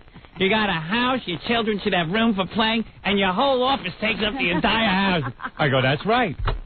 You've seen... I said, I'm no schmo. I'm the biggest kid in the house. And I got all the chips. Dad. Kids want to play, let them go to the friend's house. There's plenty of room. Yeah, they got friends. Walk outside. Get some fresh air. Swim in the tank. Right. Play with the ears. Daddy needs to relax and stare at fish. You don't even like fish. I hate fish. That's why I'm doing it. Less than a year it'll be there. Think so? I'll rip that out soon. Absolutely. It better not cause me any problems. Oh, boy. Break. Fish. Oh, God. You get a flood. Yeah. You know, you're the only one who gets floods, Jackie. No, I'll laugh my ass off. Yeah. Because he'll have fish in Yeah, well, you won't know about it. Fish will be swimming in your flood. You don't have to do... All over the place. place. You don't have to do anything special with it. Like, you don't need more electrical power. Like, your house can handle it. You're not gonna have to, No. You didn't have to put in another circuit No. breaker. And if I do, I wouldn't know anyway. I got some guy doing He it. wouldn't know. That's right. That's right. Let him do He it. look at what he took out. He probably had 10 billion circuit breakers already. Yeah. Who cares? Just do it. Get it done. Get the fish in there so I can relax. I'll stare at the goddamn And when fish. that doesn't work, It's like staring at Fred. That relaxes me, too, here at work. then why don't you put Fred in a tank? Yeah, I just might. I am in a tank. Too difficult to maintain. Right. What do you feed him? You don't eat shrimp. I eat shrimp. You don't like seafood, I thought. No, I like all of a fish. sudden you Now branched eat out. fish now. Oh, do you eat fish now? Yeah. Not all fish, but some fish. When I first met Freddie, he wouldn't eat fish. Wouldn't eat anything. He'd eat hot dogs. There you go. Hamburgers and hot He dogs. ate hamburgers round the clock I when know. we met him. Oh, it was so sickening. He'd make a big pouch of food in there. We would go to L.A. There would be the finest restaurants. Fred used to love Hamburger Hamlet. Yeah, no. When I took him to Washington, D.C. It's so has the great. greatest restaurants, Vietnamese restaurants, all kinds of. I said, Fred, let's go eat some Vietnamese. Let's go to Hamburger Hamlet. Then his parents would come up for a weekend visit. He would only take them to Hamburger Hamlet, the whole family. They did. Freddie took me to a Hamburger Hamlet. He goes, "Do you know that this is the Hamburger Hamlet James Dean used to come to?" Yeah, and he loves the coffee He knows and the whole history of Hamburger Hamlet. Hamburger Hamlet. Yeah. It's where the royalty eats. But even at Hamburger Hamlet, he wouldn't get the exotic hamburgers. He'd Right. only get the regular cheeseburger or the hamburger. No, that's not true. I would get the pizza burger. Too weird. And everyone is carrying on with this Mars now. But now I see on the front page. It's become like big This news. is so unbelievable. It says Mars or bust. NASA plans to send Space Armada to Red Planet. You know, We're going to pick up the people who are there. yeah, I mean, they're acting like there's people. Yeah, you're on the air. Hey, Howard. Yes. Yeah, check this out. Flight 800, right? Yes. I talking to the guy. He's a recently retired naval officer. And he was intoxicated and he was flapping off at the mouth a lot, but there was a lot of truth to what he said. He said that at the time that flight went down off the coast of Long Island, the Navy was performing naval maneuvers off the coast of Long Island. And he said that a lot of young kids are operating those weapons. And he said if that goes unresolved, that's a government cover-up. Oh, get out of here. What do you think? I think that you're crazy, and I think He's your friend is talking to crazy. a drunk captain. Or Yeah, something. all right. You're And talking he to- says there's a lot of truth to what he said. Captain Kangaroo he was talking to. Wait, listen, the Navy, it is such... I have heard this story now. It's one of the rumors that people goes start. on and on, yes. It's like, remember when the big rumor was Rod Stewart had to go to the hospital get his stomach pumped because it had sperm in it? Yeah. That wasn't true either. Remember the gerbil in Richard Gere's butt? That wasn't true either. How do you know that? Well, how do I know that? Because, you see, that's one of those things that goes around. You thought you were the only one who knew that, right? The Admiral told you that Richard Gere had a gerbil in his butt. But it's one of these things that just start, and these people start believing it because they hear it so many times. Yeah, you don't think Friendly Fire brought that down? No, it was our friends from the Middle East blew up a plane to teach Yeah, us a those are lesson. the only friends having friendly fire. Right. Yeah. And we are not covering anything up. We're just too stupid to figure it all out. We can't get everything. Right. Howard, when you get a nose job, cuz? I'm going in for the nose job. I wanted to go in for my nose job in December. You're not going for me, no. I'm doing it. I told you I'm ready. I've decided, I know used what? to fear that my voice would change. Now I go, who cares? That'd be doing me a favor. What are you going to get first, the tattoo or the nose job? Tattoo happens as soon as the movie wraps. That's happening that day. That's my Your gift to myself. Hey, Howard, your nose is your character, man. You got to stay with it. Be quiet. I don't want to have a character. That kind of character I don't need. You know, someone said that to me. You know who said that to me of all Everybody's people? saying it. Not everybody. I'm telling you, people on the street say it to me. Kenny, people are vested in keeping me ugly. They're afraid when I get good looking, I'll change. I don't know. Now, let me tell you something. I'm a serious guy. I evaluate my own appearance. A lot of my problems stem from my nose. Now, let me explain to you. There are some angles in the movie I almost look handsome. Women would say that I look handsome. I turn my head the slightest bit, and suddenly a distortion occurs. If the nose... What? It's over. The nose crooks like a moneylender and hooks down and looks downright bizarre. I mean, it's disgusting. I go from a 10 to a 3 in the turn of a head. Drop. Right. People get the bends from Like, I look at Robin, has a nice nose. She turns her head to the left, turns her head right. She still looks like Robin.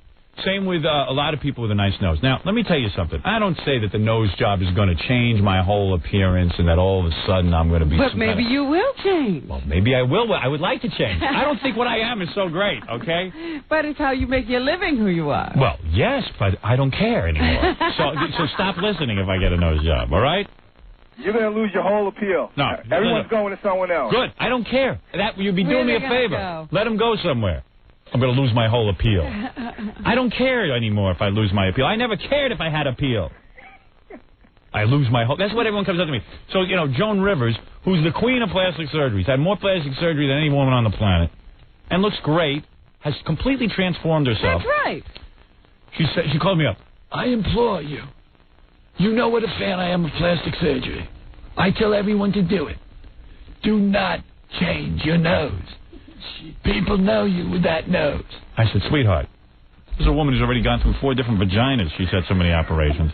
I said, sweetheart, people don't know me.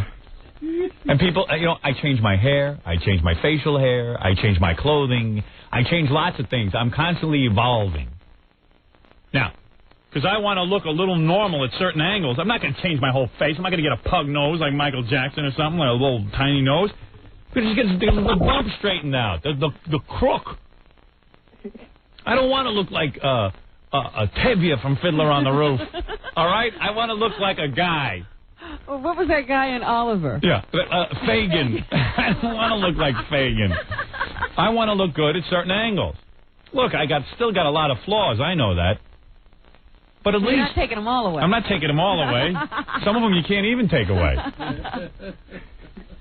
And the press will never run a new photo of my new gorgeous nose. They'll keep running my crooked money-lending nose, so that they could disseminate information about me in the Midwest that I'm some sort of heathen. Yeah, but Howard, when let Judd Hirsch carry on the honker from hell tradition. I'm not into it. I don't want it anymore. But I have heard tons of people say Howard cannot change his look because that is who he is. Because people want me still to be down and out. If I get good looking, then they got nobody. They have nobody. You know what it is? You ever meet a guy who's like... You remember the movie Charlie where the guy was retarded? Yeah. And he got brains all of a sudden? Mm-hmm. All the people around him couldn't stand him anymore because he got something going on. Yeah. No That's one like can... John Travolta in Phenomenon. Right. He becomes this brilliant guy and everybody hates him. Yeah, right. Now, if I remove the tomahawk from my nose... your face. From my face, if people don't want to like me, who cares? That means I'm good looking if they don't like me anymore. I want to be. Jealous. Hey, but Howard, women like big noses, I'm telling you. Well, my nose will still be big. I can't put a little nose. This is how women like big noses. Yeah, and I got a woman. But Robin, tell the truth. When a guy goes south on you, that nose gets in the way. The women love that big nose. Yeah, my nose. That's not how I go south. I do 68 plus 1, so I'm upside down anyway when I go south. I did it again to my wife last night. Yeah. Oh, I was all worked up. And she knew I was going to Scores today, so she had to drain me. So she really wanted to work on it. But I had to ask her a couple of 100 times, and then I got good and horny because I was having a few cocktails to relax myself. What cocktails? And cocktail. I had a cocktail or two. I told her to put on drinking Long Island iced tea. I told her to put on a little outfit. She came out in her bra and a panty outfit, like a lace bra and panty. Yeah. I got her on the bed, got out the vibrator. I soul kissed her a bit. Deep tongue kissing, my tongue darting, looking, exploring, like an electric eel. Inquisitive, exploring her every cavities. And I kissed her, made out with her a little bit, which turns her on to no end. Because I happen to be a great kisser. And then... Sounds like you're enjoying ninth grade. Yeah. And then I leaned back on the bed. I laid across the bed, nude. At full... In full flower. In full flower. And I said, she was stroking me and stuff, and gently, and I said, come on. Don't be gentle. Don't be gentle. Let's get into it. And then she said, well, do something to me while I do it to you. I said, no. I said, let me watch your beautiful hands and hair and mouth working me. I like to look. And I go, yeah, that's it, baby. That's what I like. Look at your beautiful lips. Look at your lips pressed against that. Yeah, doesn't that look beautiful? And you know what she said? She goes, what is it? What are you, Howard Cosell, giving I said, no. I said, that's called dirty. I'm doing dirty talk. Dirty talk. Yeah. Oh, my wife gets so goddamn embarrassed on dirty talk. She can't even handle it. Because I like to talk dirty now. I'm totally into that. I'm like, yeah, look at your lips. Look at your soft lips against my fullness. Yeah, look at that. And she's like, what? She starts laughing and gets embarrassed. I go, you know, this is ridiculous. And so then I got out the vibrator and used... She doesn't laugh at that. No, I did 68 plus 1, if you know what I mean. And so I was in the upside down position. And I'll tell you, boy, you never heard a woman howl like this. Yeah, Howard, you the man. Right. Now, and she couldn't keep her hip. You know, my wife's hips usually don't move. She was definitely reaching for me. Oh, well, that's nice. Oh, yeah. Finally. Yeah. Hey, Robin, you ever have any fantasies of Howard? No. Sure she has. After hearing him talk about his sex life, who would fantasize? What, you wouldn't like me to do that to you? Oh, please. Oh, yeah. Anytime people have to sit around talking about what they're going to do, they're not doing much. Well, I did plenty. Ask my wife, call her. I'm simply saying, you guys have, you know, this is your relationship. Mm-hmm. So, you know, God bless you. Well, I don't see you in any relationship. Doesn't matter. Women find me good in bed. Women? Yes. Or one woman? Well, all right. Anyway, I... love to hear her version of it. No, I'm telling you, she loved it. I'm sure she did. Hey, now. She loved it after I did it to her, and then so slowly, I gave her my, you know, after she had a billion orgasms from that. Oh, yes. Then I gave her my everything. Yeah. And I think this guy on the phone once. No. And then I gave it to her. I don't get it. So long, because now at my age I can hold out more than a second. And she definitely loved it. And she said I did something new to her last night that I'd never done in my entire marriage. I moved around while I was experiencing my physical release. Now... That's first? Yeah. I normally like to lay very still. The pièce de résistance. Oh, goodness. You should put out a training film. Yeah. And she was wild. In fact, so wild that afterwards, like a puppy dog, she laid there on my chest, just wanting to talk to me. Of course, I had to move her head. I almost had to break her spinal cord just to get her to move off my chest because I had to go to sleep. I was like, I'm done with you now. I don't think I'm going to sit here and talk to you. Yeah, the time to talk to me is before. Then I'll do anything. God, isn't it amazing how fascinating women are? And then once you orgasm, they're so boring. Your interest flies out the window on a jet plane. I tell you, right out. It's like, oh, what am I busy talking to you for? Where's the guys?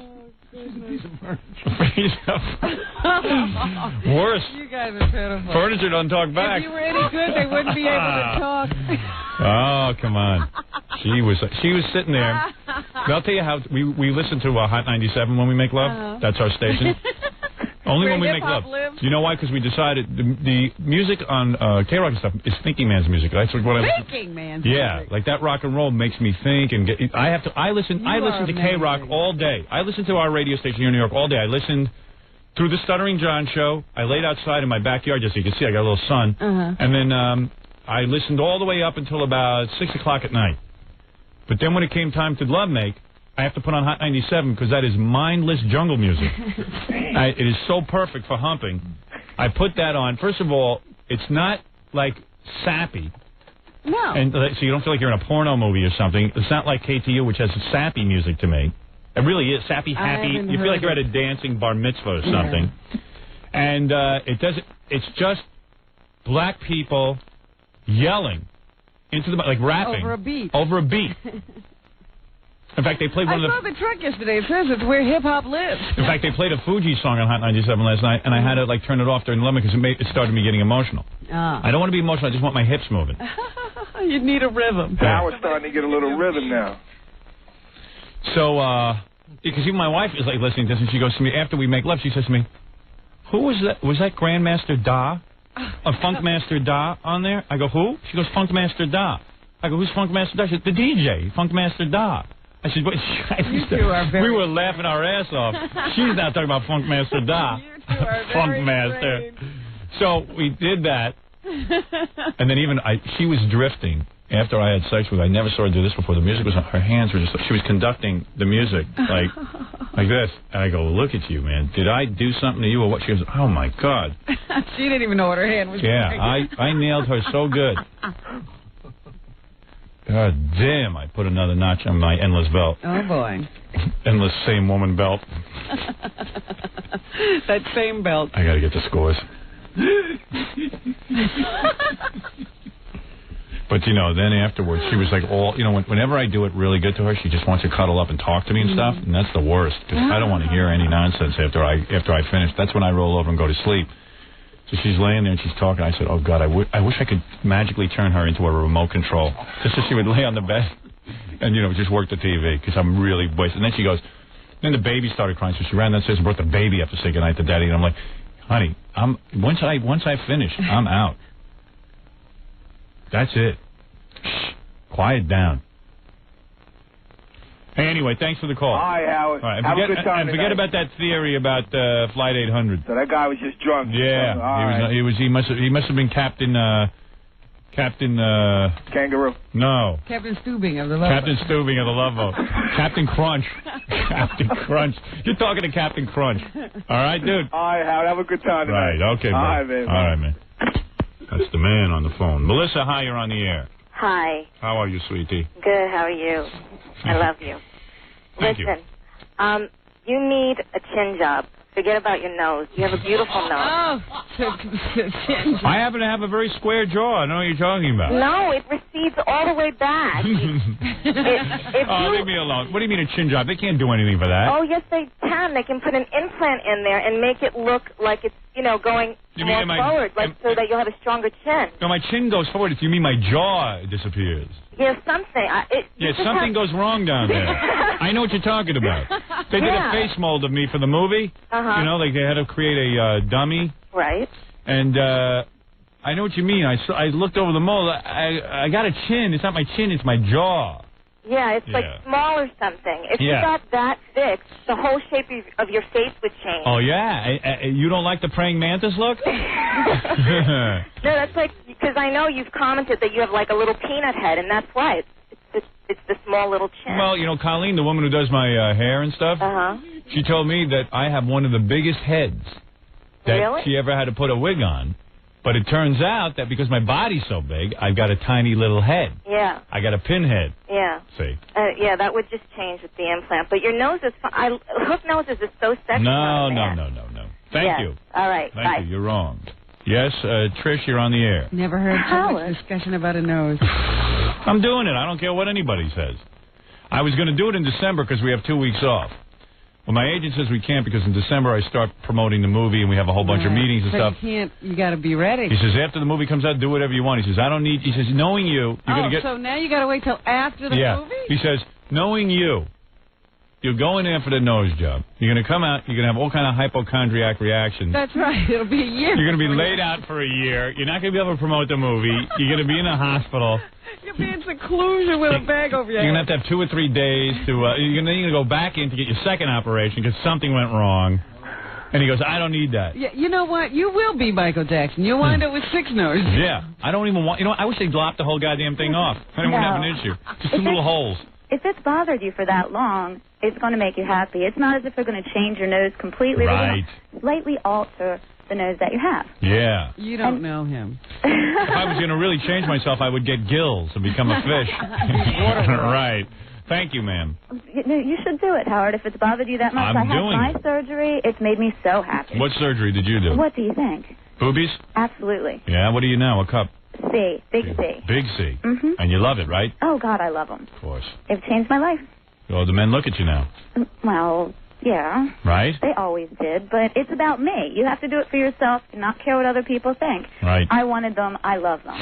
But, you get what you pay for. The better the doctor, the better the work you'll have. Baba Booey has always wanted to have surgery. What does he want to have? What does he want to have done? He always wanted a brain implant. But they don't make that, I told him. All right, thank you. Bye. All right, bye-bye. Well, woman's right. Women are getting breast surgery There's now 600,000, I think they said, a year. Wow. That means almost everybody's gotten it. Yeah. And why not? Flat chest is disgusting. Gotta have big boobies. So, do you think your wife will go in with you? No. My wife's got a nice size, though. You know, when she started running and everything, I'm simply asking. You're the one who was suggesting this. I've never said that. I'm not complaining about my wife. You've been saying that for years. Yeah, I'll get her in there. All of a sudden, he's trying to change it. Yeah. All right, I got to take a break. You kidding me? I'd like to get her a head transplant, and then I would have a different. I'd have a new wife. You wouldn't want a head. Sure, I'd have a different woman every day. Wouldn't you want a different body? I get her a head transplant every week. Wouldn't you want a different body, not a different head? Yeah, different body too. Oh, that's another woman. Yeah, I think that's a divorce. No, I'm very happy. I bought her 12 wigs. Did you know that? No, I did not. I asked the movie people. She's getting on wigs. Oh yeah. I had her in a green one the other night. Okay, I got to take a break. We'll be back. I got to play you this Van Halen tribute thing. It's really funny. Yeah, I want to hear this. They supposedly sound like the original Van Halen? Yeah, I see. Hey, there's one more call. You're on the air. This is Dora. Hi, Dora. Hello, good morning. Yes. Who is this? Howard, you're on the air. That's not Howard. Okay, goodbye. It's just about to say about the fish. What about my fish? About your fish? That you should put a hit contract on anybody that told you that the first thing to read. All right. I got to take a break, and we'll be back right after these Where words. did they come from? I don't know. You're listening to The Howard Stern Show. It's The Howard Stern Show. Here's Howard.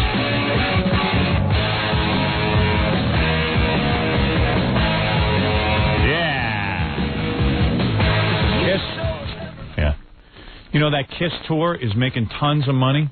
They did 4 sold-out nights at Madison Square Garden while we were on vacation. I wanted to get over and see the show, but... KISS? Yeah, it's supposedly wild.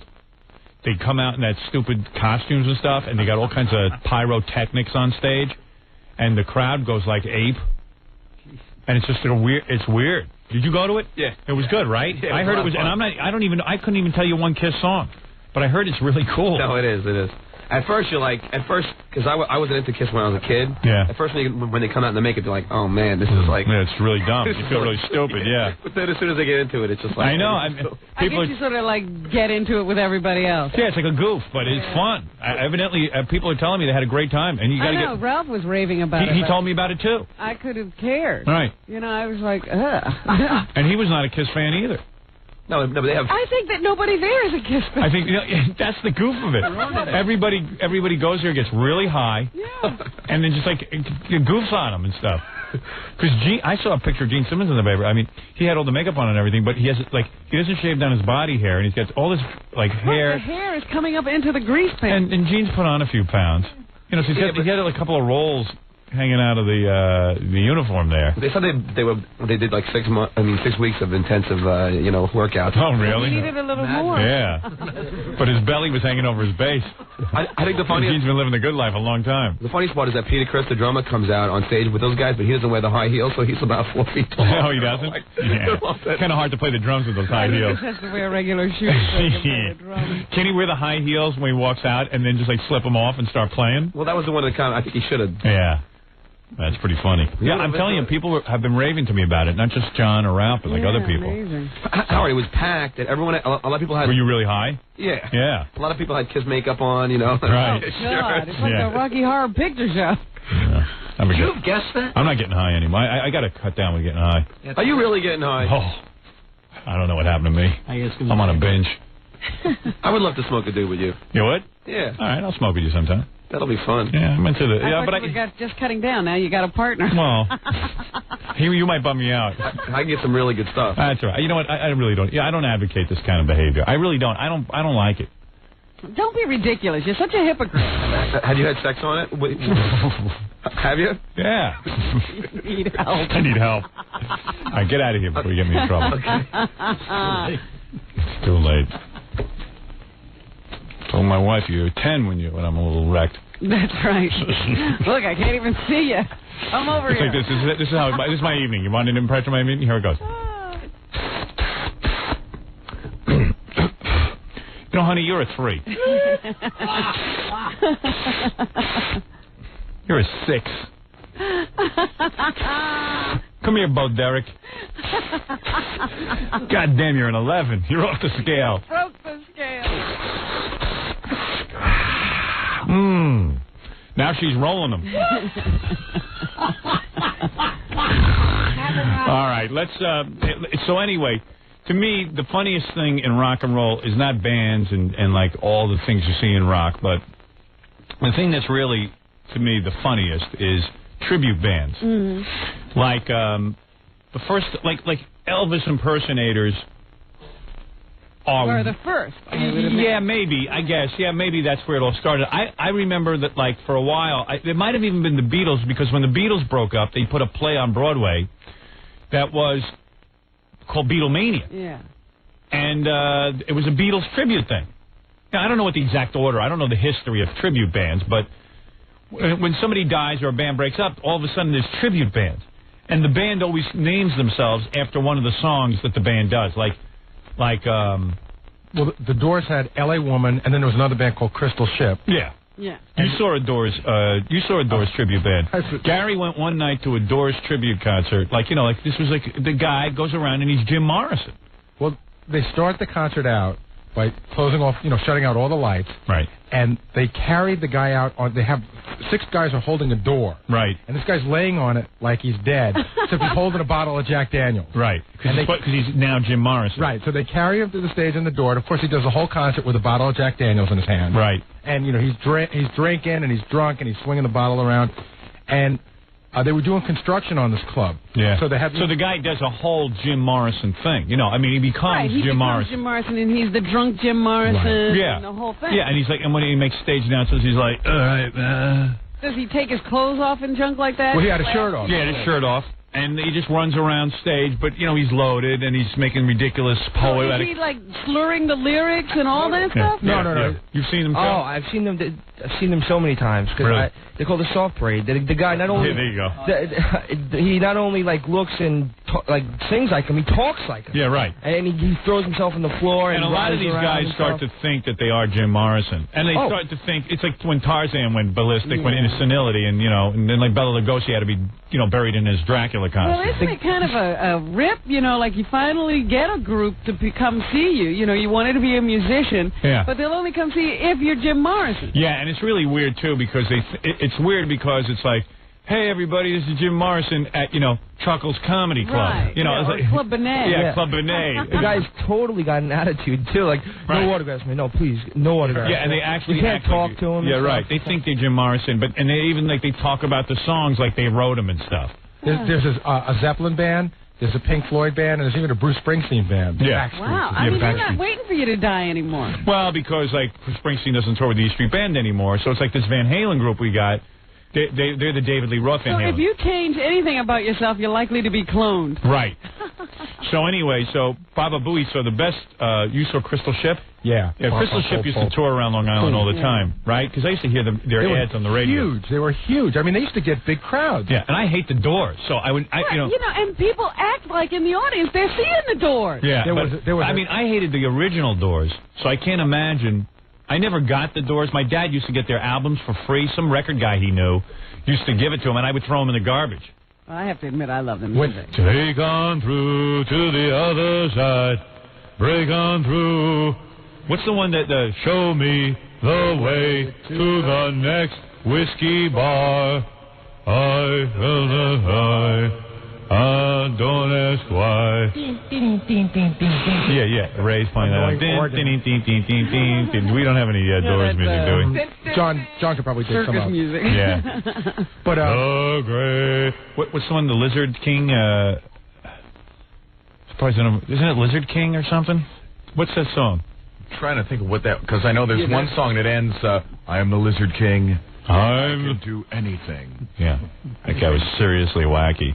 When I was in college, they were experiencing such a huge resurgence. They were on the cover of Rolling Stone. Yeah. They were huge. I know. And we'd all go to see this band because Jim was dead. Right. You can't see Jim anymore. Got to see this guy. I didn't want to see Jim. But the thing is that the audiences act as if they're seeing the real thing. So, yeah, I know, and they start getting into it. So Gary goes one night to see, I guess, Crystal Ship, and the guy's doing his thing. You know, he's doing his whole thing on stage, and then the guy is like, you know, he's so Jim Morrison, he climbs up into the rafters, right? They were doing construction on the place, right? Right. Hold on, I'll play some Doors was- music. Wait, don't tell this story till I get the music on. Do we have a turntable? I got a turntable. I don't know if it works. Yeah, I thought you didn't have a stylus. I don't think we have a needle, Howard. I think I do on this one, on the back one. Isn't it funny how, like, every day I can mention that we don't have a turntable and we don't think we have a needle, but, like, we can't. Nobody does No one anything. does anything. It's just like, yeah, okay. Well, we don't have one. I guess you'll have to put it in yourself. Tom's waiting for a part. The housing. What did you say? There's supposed to be needles in both. Oh, there are? Oh, okay. It'll take me a few minutes. I got CDs, good. Oh, Give me the wonderful. cases. I like records better, though. I know, but maybe the records won't work. Hold on. Hold on. Oh! Oh, look at it. How could this work? Tom is insane. Okay, Nick. The worst turntable you ever saw. I wish this was television. Oh, it is. Right. Turntable probably needs to be rebalanced. Somebody put tape all over the turntable, so now when I'm playing, the whole record warps out. Unbelievable. It affected the whole balance of the turntable. Yeah. Now, let's see. Now it should work. Someone put masking tape all over the turntable. It's not like people are testing those things. And now there's no like weight on the tone arm and stuff. It's like you can't even... Put a quarter on. Yeah, does anybody have a quarter? Seriously, because I could get it to work. See how the needle won't stay on the record? Because I need a quarter. Well, they put the needle in. They just didn't test it out. Oh. Look at this. Thanks, man. You got that tape? Yeah, I mean the tape. I'll just tape a quarter to the turntable and it should be fine. Let's look at this guy. There you go. That's Doors music. Come on, now touch me, babe. Yeah, so anyway. When I hear this music, I swear to God, I say to myself, I wasted 1982 and 83 listening to this music and going to see that band. Yeah. Now here's like a... Yeah, now I got the quarter on there. Now it works. Now it works. All you got to do is put a quarter on it. Isn't that great? We work at a radio station where I have to put a quarter on the tone arm. Like you. Why don't we just get rid of the turntables? It's a joke. So anyway, Gary's at the Doors tribute. The guy climbs into the rafters because he's being Jim Morrison. They were doing construction on the place, so one of the ceiling tiles was out. Yeah. So the guy sees this open ceiling tile, and he gets this idea. He's going to be like Jim, because Jim used to go nuts and climb up on everything. So the guy climbs into the ceiling. All right. He goes, so if you can imagine, big... So you can't see him anymore because he's behind the tiles. But he's got a wireless microphone. So he's singing in the ceiling, and he goes all the way down, probably around 30 feet into the audience, opens up another ceiling tile, and starts swinging. Yeah. He's swinging back and forth. He's being Jim Morrison. Right. He's being a nut. All right. He gets back up, and he climbs back to where he originally started, where the band is. He gets over the drum kit, and the ceiling collapses. And then he just fell into the drum kit. The drum kit. He was like, he got up, and he was like, So like first you don't see him because he's in the ceiling, right, and the tiles are blocking him. And all of a sudden the guy singing, he just plows through the ceiling. The whole thing came down. The drummer still drumming?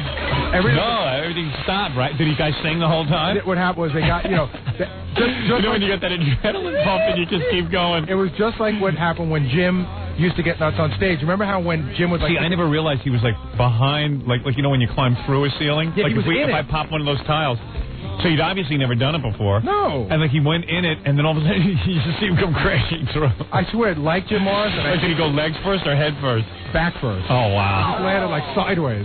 But I think, like Jim, he felt the need every time he performed to do something wilder and crazier. I'm sure he started reevaluating that policy once we went through that. And did they stop the show? Well, you know how, like, if you've ever seen a live Doors concert on film, whenever Jim would, like, wander off into the audience, all that would happen was Ray would play some little organ riff while everybody tried to get everything else together. So the guy just kept playing the organ, and a roadie came out, and they, like, put the drums back together. Right. And the guy got out, and he finished the song. Well, they were like the Doors. I'm sure he went back and had bruises all was over he bleeding his and stuff? He had to have bruises all over his back. Too bad he wasn't impaled by the hi-hat. That would have been a great story. Boy, that's entertainment. People would never have stopped talking about that concert. He would have been flipped to Jim Morrison. That is so funny, man. I wish I could only see a tape of that. Hey, you're on the air. Hey, Howard, how you doing? Yeah. I wish I got a Doors story for you. Yeah. I believe you guys were talking about Crystal Ship. Yeah. Okay, I seen them once. They weren't that bad. There's another band, Soft Parade, you were talking about. Yeah. I've seen them several times in New Jersey. All right, check this guy out. The guy who thinks he's Jim Morrison, he looks like Jim Morrison before he dropped dead, the chubby version. Yeah. Right? He has that arrogant attitude, right? I'm taking photos of him. I took pictures of him, right? Because he looks somewhat like him, except the extra 30 pounds. Right. And so I'm taking photos of him. He takes the camera out of my hand, smashes the ground. He goes, Mr. Mojo does not want photos taken of him. Mr. Mojo. Mr. Mojo. You know, like These guys don't realize how goofy they are. Yeah, and he's living in someone else's shadow, right? He's Mr. Mojo now. Yeah, he's Mr. Well, I can't say it on the radio. But all right.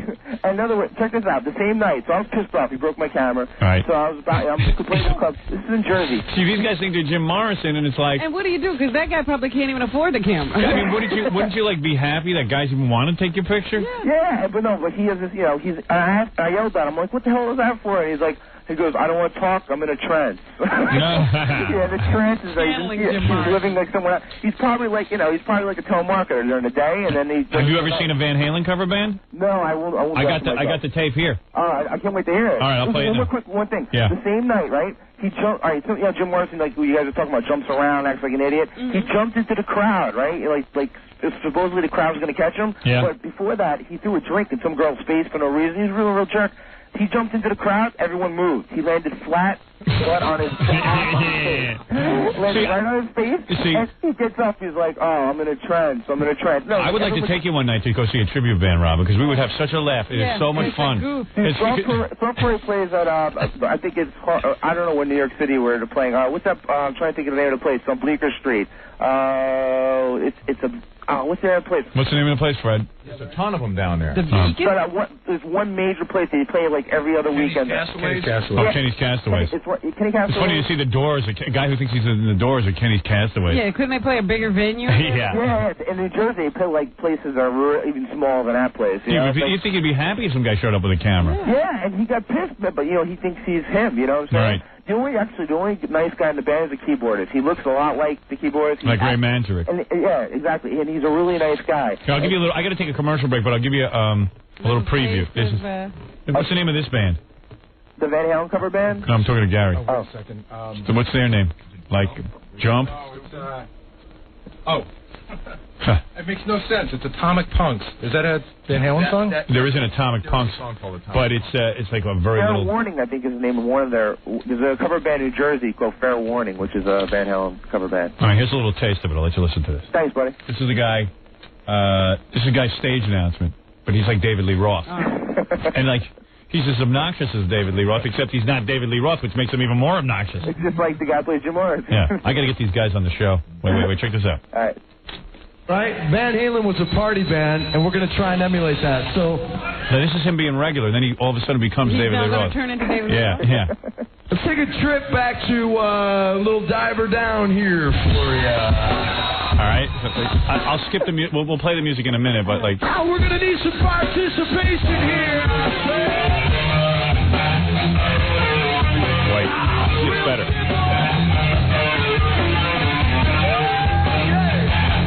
Let's practice. Raise your f***ing hands. All right. Wow. How the f*** you doing, Shark Club? It's Van Halen at the Shark Club. Wait. Hey, I'll tell you what, you people sure kick some ass out of L.A., that's for sure. Yeah, right. Wait. It gets better.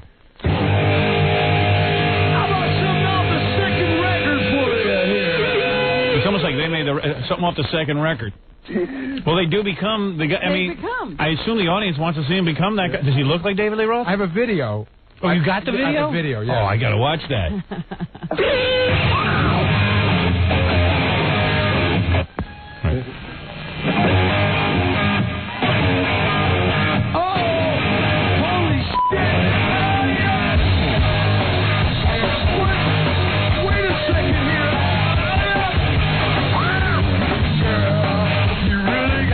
Wait. I think Hot for Teachers coming up. That's really funny.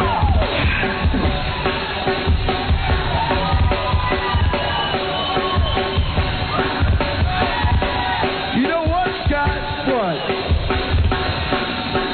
I sure see a lot of beautiful women in the audience here tonight, I say. Yeah. Total experience. We got to get these guys on the show. We can call one of the guys. Yeah? We'll call the bass player. I think I want to see David Lee Roth, I though. want to talk to David Lee Roth and see how that goes. Oh, this is the one. What do you think the teacher's ass is going to look like this year?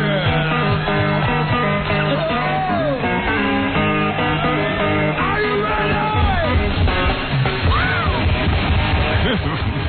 Oh, my God. We got to go see those guys. Did they ever come to New York? I don't know. They're mostly out of L.A. Oh. Actually, he's better than David. Is it true that David Roth getting back with Van Halen? Yeah, he's back in the recording studio with them. Oh, wow. I think they needed the money or something. Yeah, right. No, that's what I heard. They just keep saying it's only for one song and that he's not the permanent replacement. That's what they keep They ought to saying. get the guy from this band. You mean they still got to find another lead singer?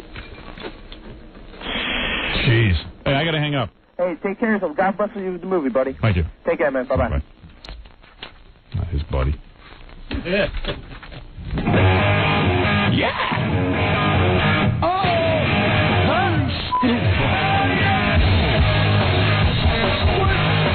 wait a second here. He's like confused. You really got me now. You got me on the water. The guy's like, makes you want to go see David Lee Roth and Van Halen.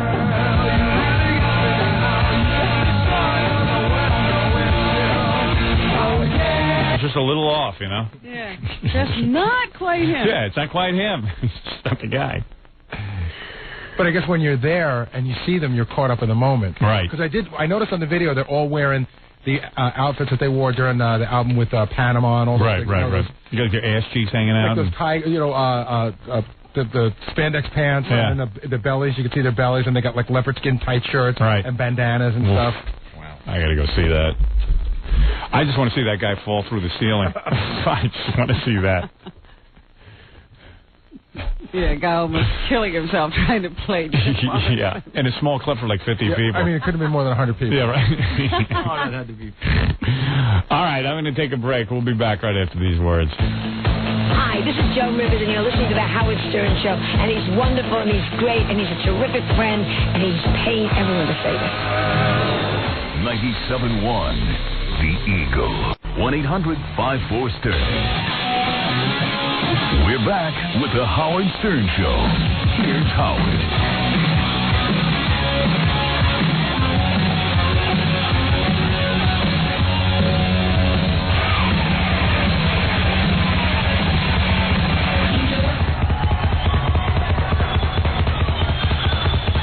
Yeah, I'm here at a Van Halen concert. Hot for Teacher.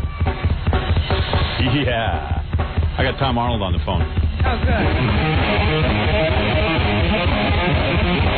Oh, yeah. I got to get those guys on the show.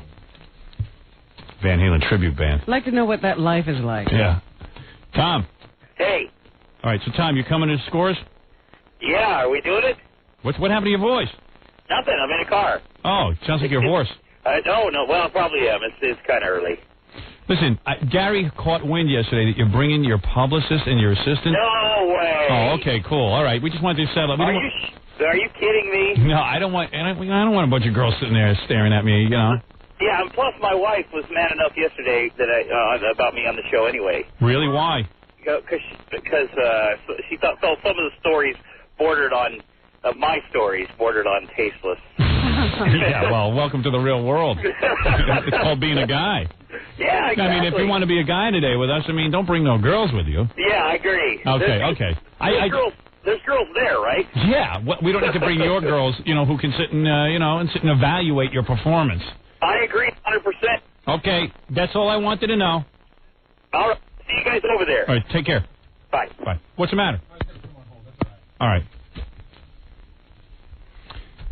See, I told you, I catch wind of these things, and I go, hey, what are you, crazy? You a man or a mouse? Bring in your publicist. This is just a small impromptu party. I can't stay that long anyway. Just half the afternoon. Yeah, I could only stay till like 5 or 6 o'clock at night. Hard to believe Gary got wrong information, but he heard something. Here I got a fax from Miami. A loyal fan says, just wanted to inform you and Robin that Ron and Ron morning show, that's, I guess, one of our competitors, is ripping off Howard's Dial-A-Date idea and using it every Wednesday morning. So I thought I'm so well known for the Dial-A-Date concept that nobody could rip it up? Yeah, so we're going to have to go do it again just to prove that we started Well, it. their innovation is doing it on Wednesdays. They're almost like a Van Halen tribute band. Well, that, when you were saying that and we were talking about it, suddenly occurred to me, we have tribute bands all over the country. Yeah, I didn't realize it because I was saying to Gary during the commercial, I said, do you think that, like, David Lee Roth ever goes to one of these clubs to watch a Van Halen tribute band that's a goof, probably gets good and high and just goes and watches them do their thing? And I realized I have tribute bands all over the country doing my material. Every market. Yeah, it's weird. And I don't listen to them, so... And they try to pretend they're you. Right. Yeah, I guess David Lee doesn't go and listen. No, I guess he hates us. Yeah, because I hate my imitators.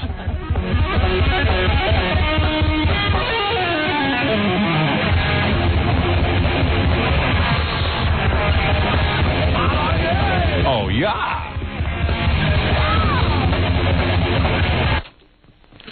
So, this guy says, I don't know what the story is there, but maybe you ought to bust their balls.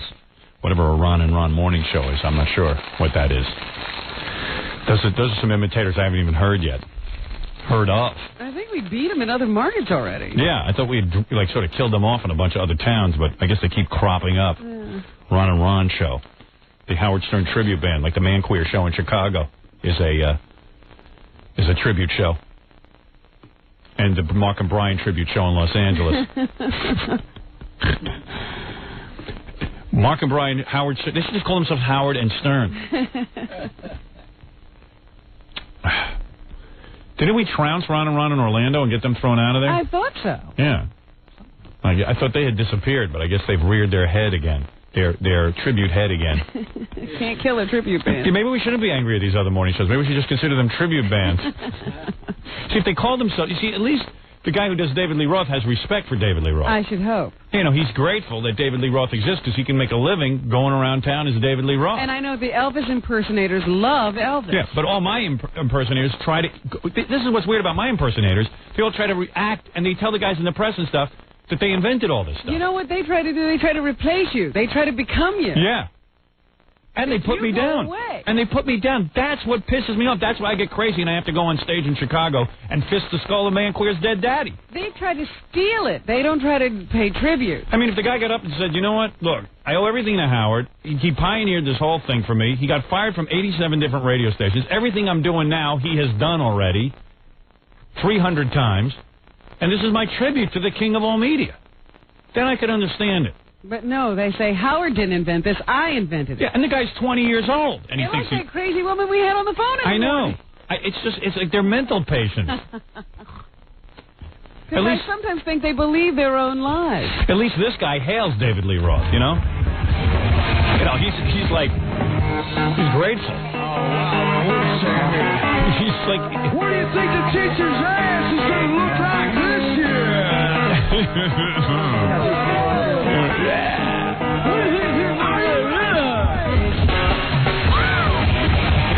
There's a whole bunch of nonsense going on.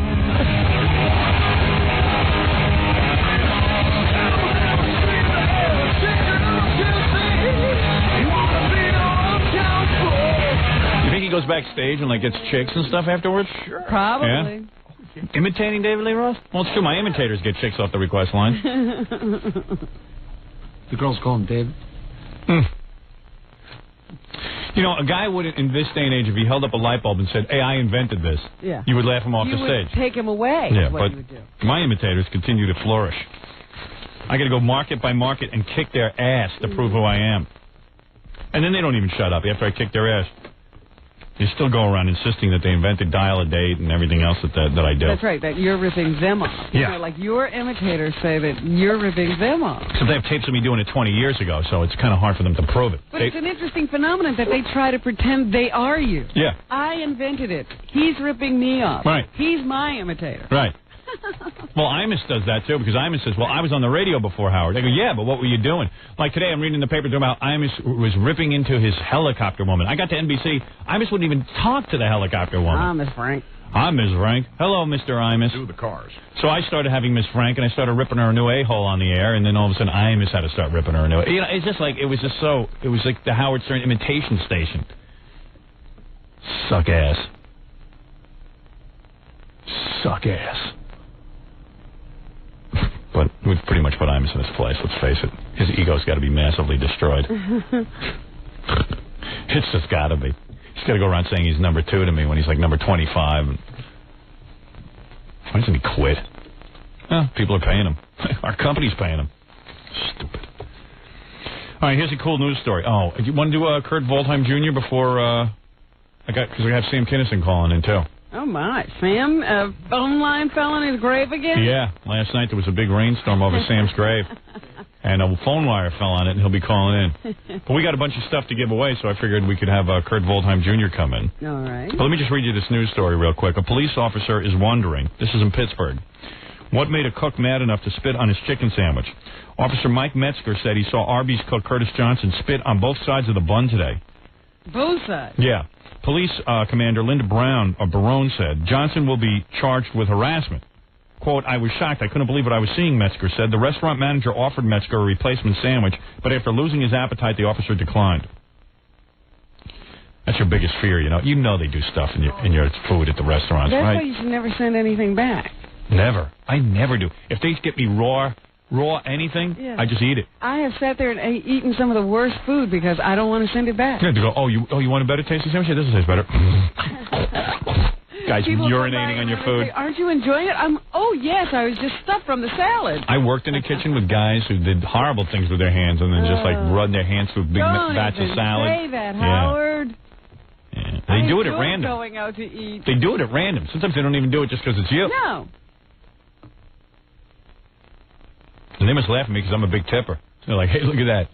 Not only do you snot in the guy's food, and he tips you. It's good. Let's see. The restaurant manager offered Metzger, okay, quote, it might have been against his uniform with all the bad publicity the police department's been getting lately, Barone said. Johnson denies he spit on the sandwich. But he says somebody saw him. Well, the cops claiming he saw him. But you don't know. He could be claiming it, not telling the truth. Why would he do that? Well, maybe to get some money out of Arby's. Arby's. Isn't that the roast beef place? Yeah. Is it any good? I never even tasted Arby's. Oh, that's great. Is it? Ooh. You like Arby's? You know, it's spelled Arbys, and I was always like, Arby's. Well, I guess the guy's name is like Arby. I never realized RB is roast beef. Right. Those are the initials, RB. Yeah. I'm so stupid. Not until like a year ago did I realize Arby's is RB's. That's what an idiot I am. Happened to me too. Just really? All of a sudden, RB. Yeah, I never knew it. I was driving in college, and I looked at it and said, RB. Yeah, but at least you figured it in college. I'm telling you, it's been a long time, I had an Arby's like down the road from me, and I never knew what it was. I think everybody's had that occurrence, but it happened to them earlier, Howard. Yeah, how stupid am I? If it doesn't hit you right away. Yeah, I just was like, Arby's. So you go through the whole thing, I guess the guy's name was Arby. Wait a minute. RB, roast beef. Wait, I'm just so shallow that I don't even analyze Arby's. Nobody talks about it. Then I'm sitting there going, Burger King. Burger King.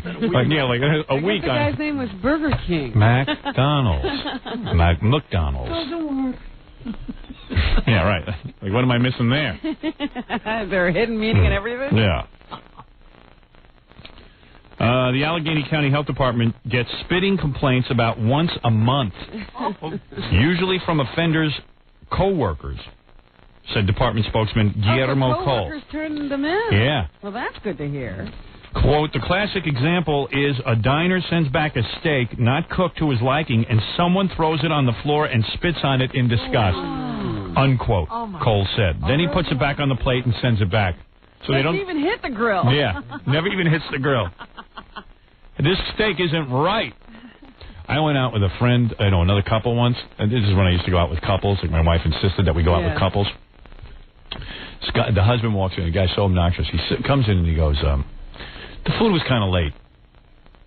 And he goes, stands up in the middle of the restaurant because they finally serve us. And we're waiting like a half hour for our meal.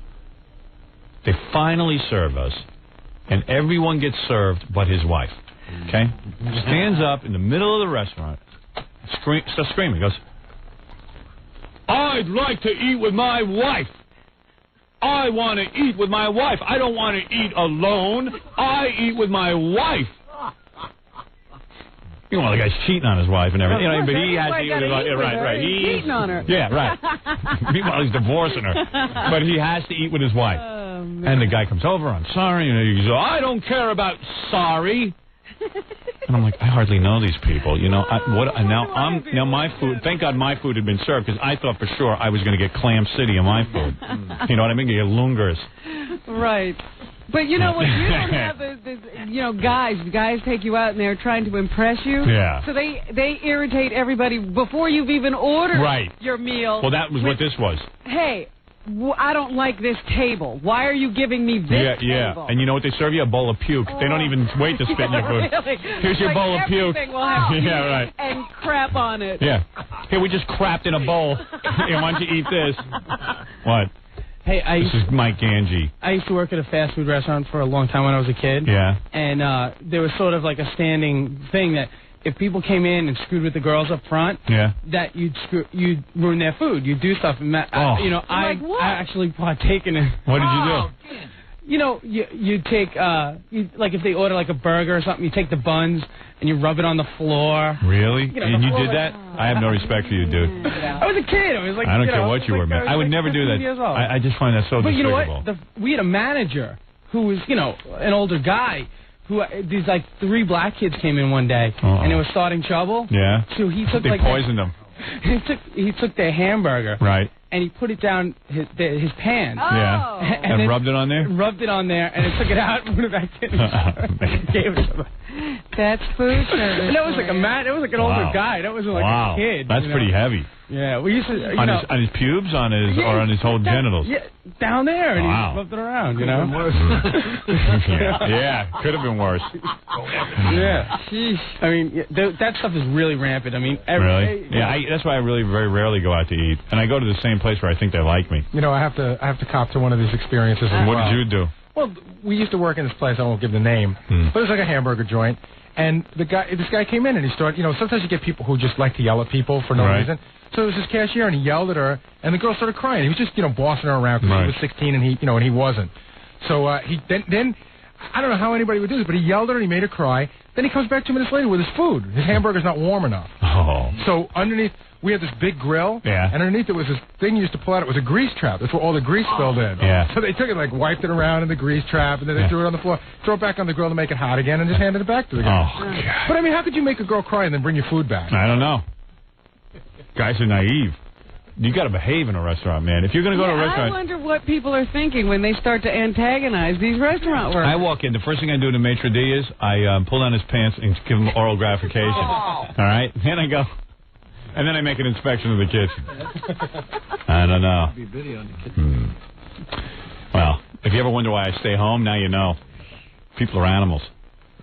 Putting hamburgers down their crotch. Yeah, throwing them on the floor. Throwing hamburgers on the floor. I don't know, man. I couldn't do that. That's so vile. Who's on the phone, Sam? Yeah. Can I take a break first? Yep. Okay. The phone line fell on Sam Kinnison's grave. Let me do that, and then we'll give away the prizes with Kurt Waldheim Jr. Make a guy wait. He's dead and he's talking. And what else has he got to do? Tune in the E-Show tonight, Stuttering John's Practical Joke Disaster, Part 1. Don't miss tonight's Powerhouse episode when Stuttering John's elaborate scam on Steve Gorillo backfires live on the air. see John squirm as he must painfully admit that his brilliant idea actually sucked. Tonight on E, and only on E, call your local cable system and let them ignore you if you want E. Thank you.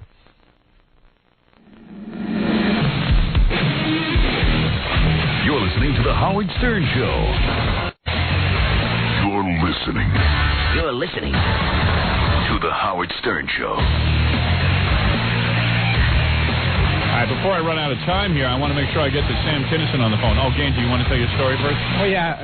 All right, so I was talking to Mike Ganji about his days in the restaurant business. Uh-oh, there's more? He didn't even get to half the good stuff that they do to your food in a restaurant.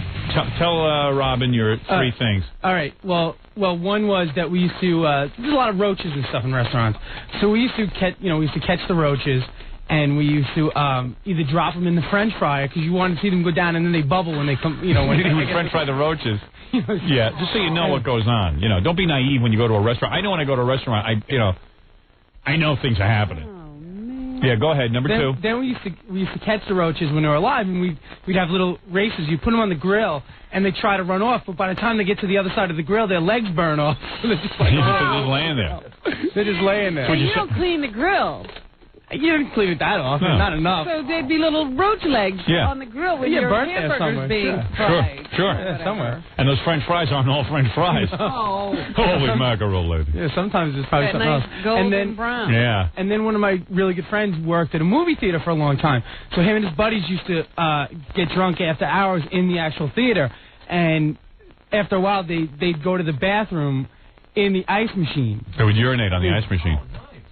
So when you're getting your cup of soda. Right. The next day, yeah. Right. I was always warned never to get ice and soda if I ever went to this one theater. Oh, man. You can't go anywhere. No. You can't even go to the movies. Stay home. Right, just so you know. Let me talk to Sam Kinison, who is in hell. So we lost Sam a couple of years ago, but we're able to talk to him because his phone line sometimes falls down on his grave. I still don't believe he's dead because he makes these calls. I think he's hiding out somewhere. Yeah. Sam, hey, Sam, you there? Was that Howard? Yeah. Hey, how you doing, man? There he is. Sam Kinison. I want to let you guys down. Hey, Jesus. it's great. Howard, how's your film coming along? Sam, I can't believe you're dead and you care about my film, but to tell you the truth, I got about one more day of location shooting, and I'm probably a day away from drinking a case of rat poison and joining you down there because my schedule is... You know you're going to hell. Sam's in hell, Yeah, right? Well, yeah, but it's hard work. It is hard work. It's hard work, yeah. Hard work. Yeah, you got a tough life, Howard. Yeah, hard work. Yeah, it's right up there with digging ditches and picking lettuce 20 hours a day, right? Yeah. Right. Yeah, dead people down here feel really sorry for you. Jesus Christ. You have no sense of reality, you know that? All right. You're not having fun? Are you having sex? Are you getting a lot? Well, sure. Sure. Yeah, yesterday I did Grace Kelly. Princess Grace Kelly. That's right. Now, let me ask you something, Sam. You had sex with Princess Grace Kelly. Wasn't... Come on now. Okay. Well, she was kind of old when she died, right? Well, no, she wasn't, but she was all disfigured from her accident and everything. Right. So I figured, what the hell? I looked at her horribly twisted face, and I held out for about 25 minutes, It was evil. It's just, it's like having sex with Frankenstein. But Sam, a lot of people think, well, big deal, Princess Grace Kelly, you're having, sex with mangled bodies. Who else are you having sex with? Oh, well, now you guys are going to think this is sick. You're going to go, man, Kenneth, you've gone too far this time. But just for fun, I did Marie Antoinette. No head. I used the hole in her neck. That was different. Yeah. That was different. So if one was to quote you, it is basically fun in hell, right? Oh, oh, man. I've got a story for you guys. I've got a hot one for you, man. All right, let us in on something that goes on in hell. Oh, this is so hot because I know this is why you have me on the air. This is the kind of scoop you want. Go ahead, don't tease me. A couple days ago, I had an orgy with the Three Stooges, folks. It was me, Mo, Larry, Curly. We slammed the door in Sam's face, right? And we each grabbed a young hooker. That Curly is one horny son of a bitch.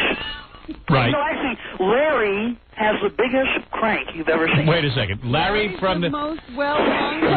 Larry from the Three Stooges is well hung? My God, it would make you cry. This decrepit old man has this huge baloney, and this guy, he likes to stuff it in Robin's favorite place. You know what I'm saying? Yes. I mean, this guy, he makes these demons scream louder than me. They're just going to go, oh, Larry, man, that's not a sex porn. Oh, you horny ass! Oh! I lost my ass off. Now, Sam, I got to tell you something. The way you make it sound, sometimes I wish I was in hell with you. Yeah, what was that? Yeah, hang on a second now. Okay. Really? All right, hey, listen, man, I got to go. Man, you got to listen to today's lineup. Jane Mansfield, apparently she heard about what happened with me and Marie Antoinette, and she wants it in the neck.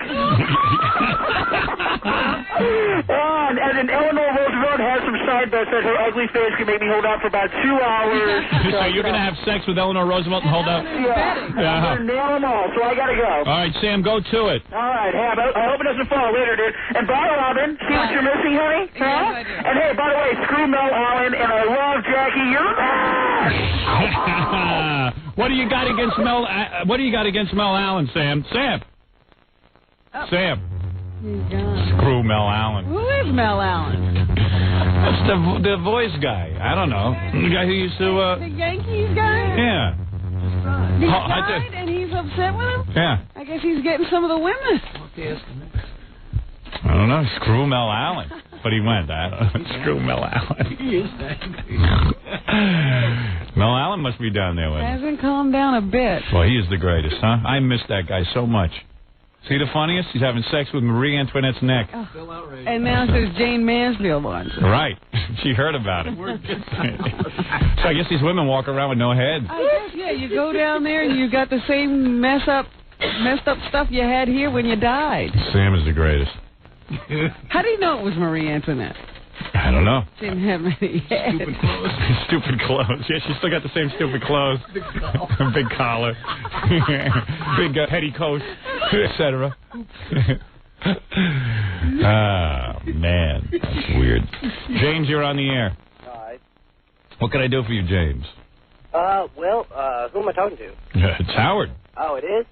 All right, great. Okay, I got that new thing in the paper about the Mars? Yeah. Okay, well, I think that, remember a couple of years ago we had that little Voyager thing that went there and it just suddenly disappeared? Yes. Well, I think that this little stuff that they're putting in the paper now, I think when that Voyager got to Mars, they found that there was life, and what they're doing now is just kind of breaking it to us easy. Oh, you think the government's covering up that there's actual people on Mars? You're not people, just other things. I see. Okay. But, this is going to bring out every UFO, alien kook. Talking about being abducted for years. Now they're going to say we're vindicated. I can only tell you guys one thing. And I know you're all excited and you think there's going to be alien visitation and everything. There are no such thing as life on other planets. Have you read the new Penthouse article? Who, me? Are you quoting Penthouse, Robin? Well, I just wondered if you had read it. You're talking about the one on dildos versus... No. Yeah. I'm talking about the one that says that the government has been covering up their knowledge of aliens. They claim to have actual pictures of aliens. Let me tell you something. Let me explain to everything to everyone. The pictures that the government has of deformed babies is not aliens. Okay, that's number one. Number two, you see, I would like to believe there are aliens, but I'm a realistic man. If there was aliens, and the aliens visited this planet, that would mean they were of superior intelligence, that they had figured out a way somehow to come here from different solar systems. Well, what do you say? Now, wait a minute, let me ask you something. Hey, Let's bring out all the theories now. Yeah. Get there, can't we? Yeah, what is the theory? The theories are that the pyramids were built. Yes, I know all that. Aliens. Let me tell you, the pyramids were built by aliens, but they're Egyptian. And they are aliens, you're right. Now listen to me. The pyramid is a triangle. People say, the Great Pyramids, who could have built them? What, a triangle? Hey, why don't we build a square box next? It's not, it's nothing. It is not a great accomplishment. People act like, there's no way that could have been done, a triangle. They even say, all of the miracles in the Bible were performed by aliens. That was like flying saucers, landing, and... Let me explain all that to you. The miracles in the Bible are the same. You ever see a Scientologist? They read L. Ron Hubbard's Dianetic book. He was a science fiction writer. Somebody got a hold hundreds of years ago, millions of years ago, and wrote down on parchment Bubameises and stories for us to believe in so we wouldn't be scared when we died. Yeah, wasn't that lady that you were talking to earlier, Scientology, Steven Seagal's wife? Yes. But I think you need to get, like, someone down here. Well, you sound as cuckoo as her. Well, no, I'm just saying. There's going to be this life on Mars, and the government's covering it up. First of all, what happened to the Voyager now? You think they just found life? I think the Voyager, like so much of our aircraft, disappeared. Remember the space shuttle that blew up with the teacher on board? Mm-hmm. Who did that? It's called a mechanical failure. Listen, stop. You know what? Everybody wants to have a Santa Claus. They want to believe there's God. They want to believe that there's Jesus Christ going to come back to Earth. They believe the Easter Bunny. There's afterlife. They believe the afterlife. People want. There is no evidence of any of this. If the government. Except that we talked to Sam Kinison. There you go. That's the only one. If their government has evidence, why would they cover it up? First of all, if you were an alien of super... Excuse me, genius. He has an answer of why they... What? Okay, go ahead. They'd freak out if they found out. Who would freak out? You? Not me, just everybody else. No one could handle it. Listen to me. You're the only one who could handle it. If you're an alien, I could handle it. I would care less. I would say, oh, my God, one more species I can't stand. It's just another species. Another place I'm not going to go. Yeah. Listen, I've never been to France. I've never been to Germany. Those are species I don't visit. Listen to me. If an alien had such superior ability and intelligence to figure out how to travel light years across universes, they would come upon a planet, they would see life just like we would. Mars really had life, walking human beings. We would land and go, hello, Mars. I wonder why in the movies they always have these alien planets attacking us, etc. Wouldn't you, if you came upon another species, want to contact? Oh, you'd be so excited. So figure it out. As angry and hostile as we are as a people, we land on Mars, we see people there. We go, hello. We wouldn't sit there and hide and abduct them and do medical experiments. Start bombing them. What'd you do? You'd land and you'd make yourself visible and say, bring me to your leader. And everybody's coming here to take over this planet. Yeah, they're here secretly. Now, if you were such superior intelligence, you'd come to this planet, you'd land, and you'd say, hello. You'd land in the middle of Washington, D.C. Let me see your presence. Yeah, people of Earth, we're here. What a stupid story. The aliens are in cahoots with the government, and they're meeting with... bring you greetings. Oh, come, leave me alone, will you, with this alien crap? Now it's going to stir up all again with the Mars and aliens, please. More visitations. Okay, well, I got something else for you, okay? You know that TWA crash? Oh, yeah, what is it? Friendly fire. Well, I just have a theory on what happened, okay? Recently, Bill Clinton vetoed a bill that would, scan for planes flying below radar, like drug planes, okay? Now, please. He's full of theories. Right. Hey, Howard. Yes, please, hurry quickly. I got to get out of here. Okay, well, I want to tell you, I was listening to your view on Mars and everything, and I don't know about that, if that story is true, and I really don't think so, but... First of all, they didn't even find life on Mars. Most of the scientists are saying that this rock they found, they opened it up, they're not even sure those are microorganisms. Yeah. It's a couple of kooks. It's like, Robin once in a while, every couple of years, does a story. I remember back to NBC. They have identified the AIDS virus. They figured out how to cure AIDS in a monkey and blah, blah, blah, blah, blah. And you never hear nothing about it again. Yeah. It's like once in a while you can find a scientist who's on the verge of a cure or something, and right, you never hear. They were freezing people for a while. Remember? Yeah. I mean, so some scientist finds a rock. He finds a flea in there. Meanwhile, this rock's been sitting in Antarctica. It's probably a flea from right here. They find it, and they go, oh, this is from Mars. All of a sudden, it's Jurassic Park. Yeah. 97% of these scientists are saying this probably isn't even a life form. Well, Howard didn't do a statistic. Whatever. Study. Well, he doesn't know if it's 97%. At least half. I do believe, however, that there are life forms from other planets that are far beyond our galaxy or what we know of. Come on. And I really truly believe that there are aliens that do live on this planet. Well, good. They live here. Oh, they live on the planet. Oh, yeah. You mean they've already gotten here and are living here? Yeah. Where do they live? Why would you believe something like that? See, I'm very spiritual, and it's like... Yeah, and where do these aliens live? You know what it is? You want to have some excitement in your life. What do you do for a living? Well, I do, but besides psychic readings, I also do personal training, and I also do massage therapy. Yeah, okay. As well. You know what? I've never met a masseuse that was normal.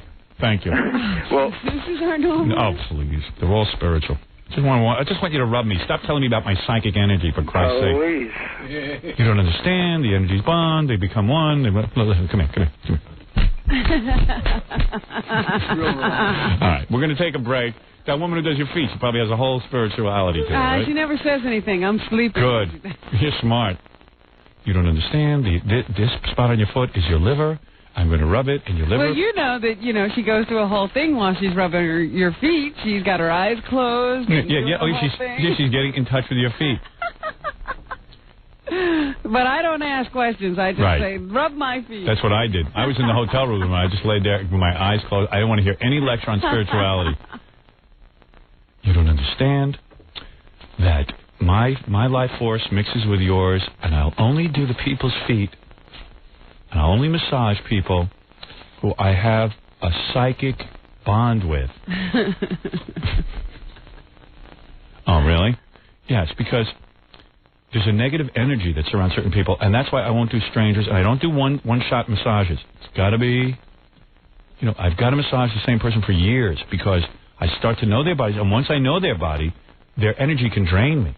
All right, come here. Come over here. Wait a second. I want to touch something. Come real close. I got to take a break. Well, but what about, wait a minute, what's his name that was in here last week? What's his name? Guy who said he'd been on the mothership? Riley, yeah. He gave you a thing. Oh, you know what I did with it? What? He gave me, this guy who claimed that he'd been on an alien ship, and he drew me a symbol, and usually charges... That's like your admission ticket to the mothership. As long as I have the symbol. It blows up. So, like, I've been at the movie set and stuff, so I keep all of my mail and all my stuff from the show in green garbage bags and stuff, and I carry it to my house, and I go through it when I have time. And I'm going through the stuff, and I pull out this thing, and I'm looking at this drawing, and go, what the hell is this thing? And I see the writing all over it, spirituality. This is your earth sign, your water sign. I go, that's a nutty guy from Mars. Riley, I take the thing, I ripped it right up and threw it in the garbage. Everybody said to me, what did it look like, that symbol? Because, the guy was making a big deal about how Riley would sit down with his pencils and whatever, and he never... ever made a mistake. He would write these symbols, and he never had to tear one up and throw it away. Of course not. He always did it, and it was perfect from beginning to end. It looked like the scribblings of a 3-year-old. I said, it looked like a kid. Yeah.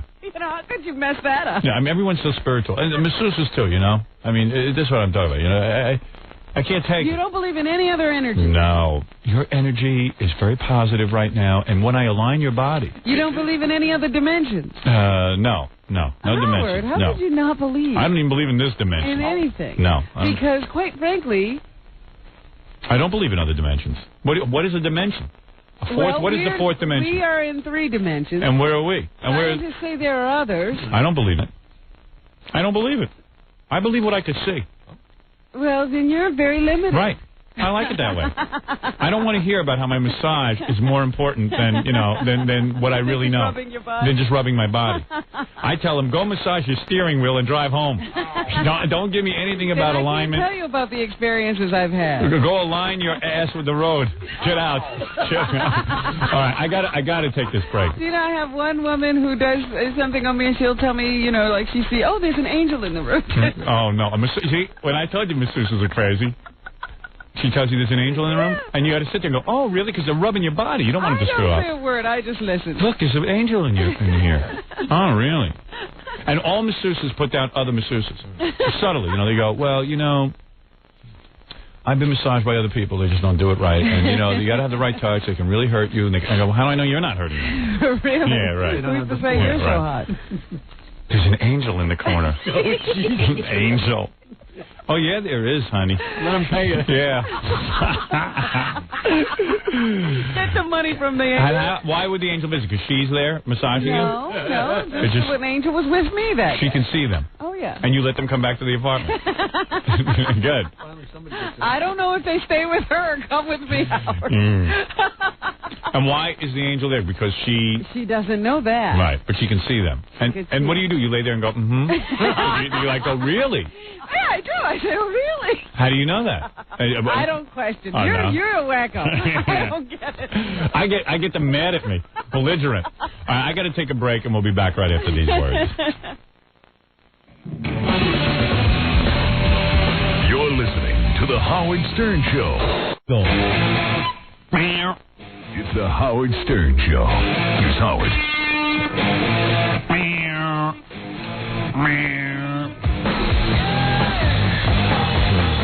Stuttering John on E with Steve Gorillo. Check that out tonight. It's pretty funny.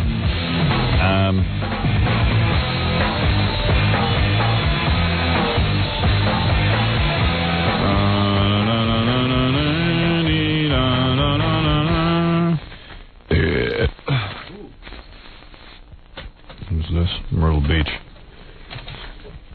They sent me the ratings for Myrtle Beach. Very nice. Let's see. We have a 12.1 share of men 18 to 49. We went up in females, 25 to 54. We went from a 4.6 to a 7.2. 25 to 54, we have a 9.4. From a 6.9 to a 9.4. Well, it's very nice. Myrtle Beach, big market for us. Ratings all over the place. Unlike the Imus syndication effort, where the ratings only go as high as a 1. It's too bad. And since there's a plus or minus factor of 1, that means he could have 0 listeners in any given market at any given time. He should be very proud of that when he goes home and has sex with his young wife. If, in fact, that is going on. You know what? If I was still do it? If I was single, he's ravaged his body the way he has. If I was single, as the ultimate insult to that imbecile, I'd steal his wife from him. I'd start dating her. I have this fantasy. Go ahead. Either he's got the pump, or he has to shoot. Inject something to get his erection. Unbelievable. There was one station that had a fire Imus because he didn't even generate enough money to pay the electric bill to carry his show. So it was very sad. But, yeah, that's my fantasy, that I become single, and then what I would just do is go over and steal his wife. And then I'd start having sex with her, and then, like, she'd be begging me. Like she would just, like, be begging me to marry her and stuff, and then I'd dump her. And give her back to him. And give her back to Imus when I was done. Yeah.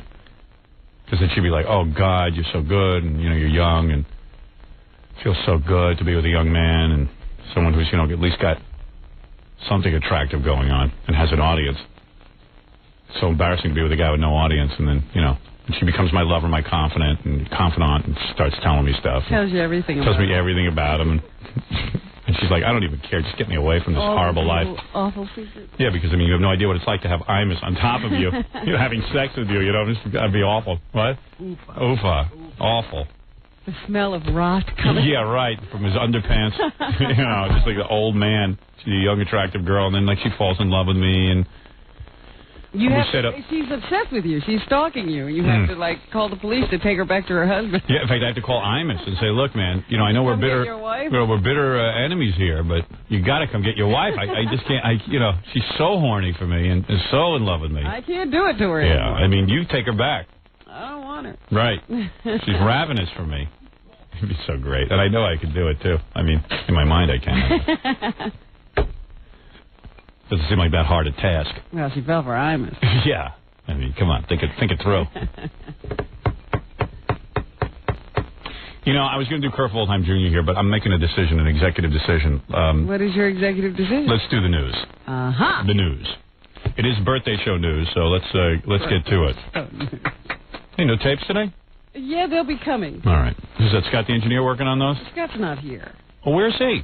He took the week off, I think. I need a little rest and relaxation. I wonder what he does on vacation. Smokes. He probably goes to a different place and smokes. Like, I can see him going up to the Catskills. Just to smoke. Just nice small room, so none of the smoke can escape. That's right. He keeps all the windows closed. No window. Yeah. So the smoke will be all around him. Yeah. What happened? Weren't we supposed to do something with him to help him stop smoking? Weren't we supposed to put him with a hypnotist? Whatever happened to that, Gary? Why didn't we hypnotize Scott the engineer? Maybe he couldn't be hypnotized. That's why he left town. What happened? He was unhypnotizable. Really? Yep. As dull and stupid as he is? Yeah. Really? He just didn't want to give up the cigarette. I think so. I mean, you know, he kept asking me, when's the guy coming in, when's the guy coming in? And then we got in the room, and, you know, Scott just didn't take. I was talking to him. He said if he worked on him a real long time, he could probably get him to go under. Yeah, but who wants to be with Scott for that long? Well, the guy said, look, I got a life. It was really funny because the guy interviewed him, and he said, have you ever been hypnotized before? And Scott said, yes. And he goes, what for? And Scott said, to quit smoking. And the guy said, did it work? And Scott said, no, I started smoking as soon as I left the office. Yeah, it made him smoke more. He's immune. Can you imagine? He's so addicted that hypnotism makes him smoke more. Impenetrable. Right. He couldn't wait to get a cigarette after he got out of there. Impenetrable. The fortress of solitude. Like one of those invisible big smoky guy. Colgate's in all bald and big hair all over his body. That's the challenge. Can you get him to stop? You can't help me. I will always smoke. Anyway, so let's do some news. Well, TV Guy did a TV poll, Howard. Am I in it? No, I don't. Then who cares? Well, don't you want to know what the coolest show is on TV? The E! Show? No, they don't say that. Nah, I guess they don't consider that real TV. I always tell people I'm on TV, they go, oh, yeah, what channel? I go, E. Yeah. E what? Who, you Cousin Brucey? No, I mean... I cannot tell you how many people who say, gee, that Channel 9 show was really great. Why don't you guys come back on I know. TV? And he keeps telling me we're in 40 million homes now. I go, 40 million? I don't know 3 people with But it. no place that anybody we know or can talk to. It can't be the real America. Hey, you know, I was reading this thing in the newspaper before you start this. So I don't know what made this pop into my mind, but I wonder if you read it too. It was in the New York Times about a week ago. Some guy, I hope I have the story right, some guy wanted to apply for food stamps. So he called. He was calling from New Mexico. Uh-huh. They wouldn't give him food stamps because they said, you can't have food stamps if you live in Mexico from the United States. You have to go to the Mexican government. He goes, no, I'm in New Mexico. New Mexico's part of the United States. Right. The guy at the food stamp place would not believe him. Didn't think there was a place called New Mexico? No, he thought it was Mexico. And didn't know it was part of the United States. He couldn't get food stamps. Uh-huh. How great is that? It was like documented. If anybody's got that article, send it to me. So the people at the food stamps, you're saying, are so stupid they don't even know what the United States is. Let's put it this way. If they didn't have their job giving out food stamps, they'd probably be on food stamps. I think so. Right. Anyway, you were saying. The coolest show on TV, what is it? Well, let's see. They probably say like Seinfeld. You're absolutely right. I see. That was it. And now, you know, Jerry's a big shot, but before that show took off in the ratings, the first year it looked like they were going to cancel it. Jerry used to come in all the time begging us to, you know, help him promote, which we did. And now when he's a big shot, he doesn't call in anymore. He's all upset. The sexiest man on TV? Jackie Marlowe. Tom Stone? No, he's on TV. Jerry Seinfeld? No, let's see. It's got to be Fabio. He's on TV. Regis. Sexiest man on TV, I'm going to say one of those guys on Friends, Matt LeBlanc. No. Oh. George Clooney from E! Oh, I see. Sexiest woman. Sexiest woman on television? I would say George Clooney. What do you think?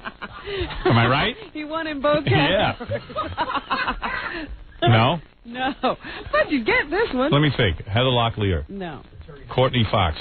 Courtney Fox. Courtney Cox. I don't think you can say her last name on this. I can say Courtney Fox. All right, Courtney Cox. What the hell? I'll go for it. Who is it? Terry Hatcher. Oh, is it really? Yeah, wow. He got the most sexy or sexiest woman on television. Jesus, I had her in my trailer at the movie. There she is. She's the most sexy woman on television, and you had her right there. I could have, and I think we email each other a lot. We write to each other.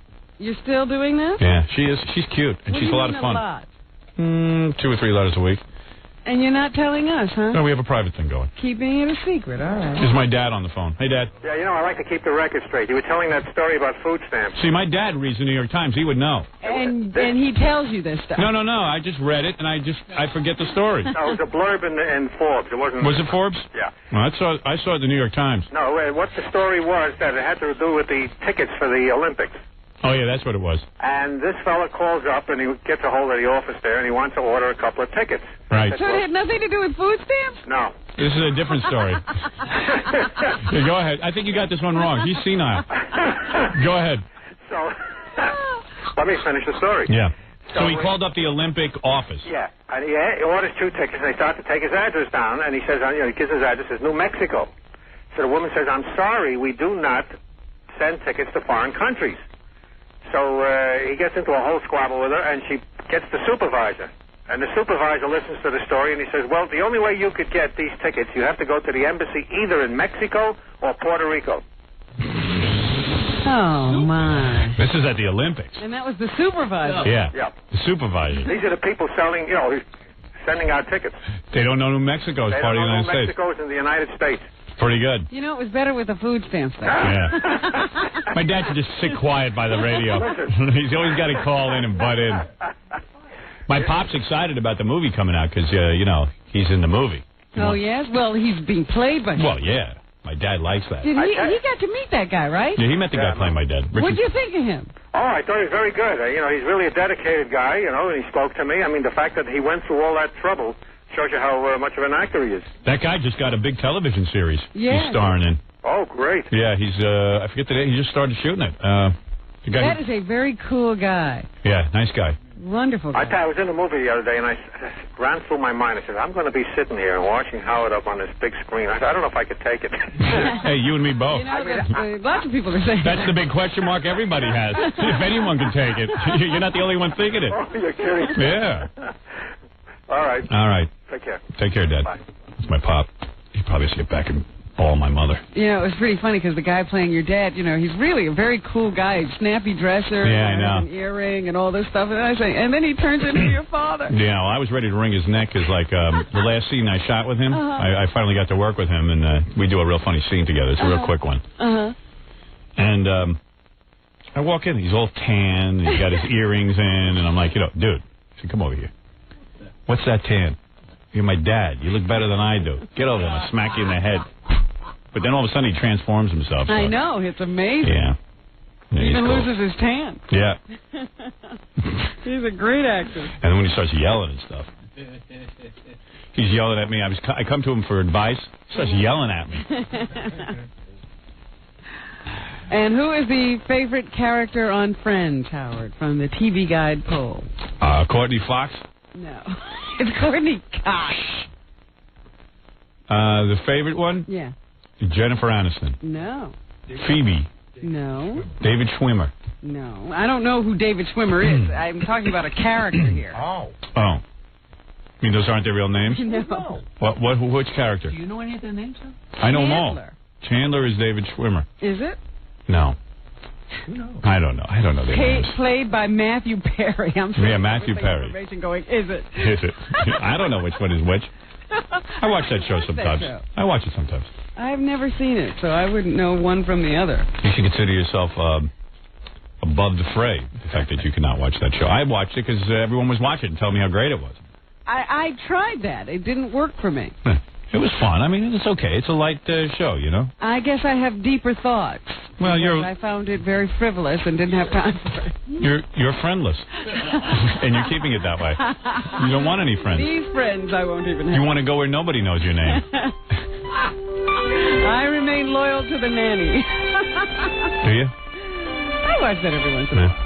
Yeah, I like that one. My parents like that show, The Nanny. Yeah. Well, we're on the same wavelength, me and your parents. I'm about their age now. Yep. Yeah, you're almost there. What else is in the news? Well, of course, we're still trying to figure out what brought down Flight 800. Isn't it weird how my father sits by the radio and listens to me all morning? And then calls up to tell you exactly what you meant to say. Yeah. And what's funny about it is, my entire life, I tried to get my dad to listen to me and just talk to me. And he only likes to listen to you on the radio. Somehow I become more intelligent when I'm on the radio, and he's willing to listen. If I sit in person and talk to him, he gets crazy. If you could have been on the radio as a child, right, he would have listened to you. That's what I needed, a radio show. Then he would have talked to me. What? Broadcast from your room. Right. Believe me, I tried that. Yeah, maybe if you had talked him through a megaphone or something, even at home, it would have helped. Right. Let me take a break, Robin. We'll come back and do more news. We'll talk about Flight 800 when we come back then. Oh, good. You're listening to The Howard Stern Show. You're listening to The Howard Stern Show. Howard Stern. What else is in the news, Robin? I was talking about Flight 800, TWA Flight 800. Yeah. The investigation continues. Still no definitive word on what brought down the plane. They now are turning their sights to possible mechanical failure again with the investigation of some exploded fuel tanks. And the investigation will turn to recovery of wreckage as opposed to recovery of bodies now that they have, for the last 2 days, found no bodies. So that's what's going on with Flight 800 and the latest update on where we are in that investigation. The flight recorder data told us nothing. So we still don't know why this plane fell out of the sky. I had one guy come up to me yesterday and said it was the Martians that they just discovered had done it. The Martians threw rocks at the plane. Volcanic rock.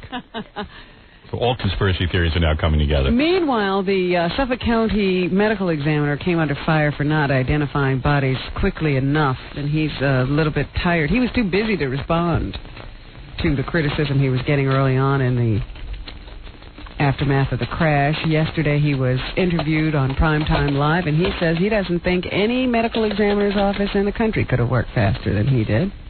What's his name? Dr. Wetley? Charles Wetley? Well, you got a lot of doctors in here. Well, I agree with the doctor. I was one of the few people who didn't criticize him. We average less than 1 hour per body. Less than 1 hour to get identification, to get all the body processing done and get more than half of them identified. That's less than 1 hour per body. That's about 90 hours. There is, I don't think, any medical examiner's office that could have done it faster. Hear, hear.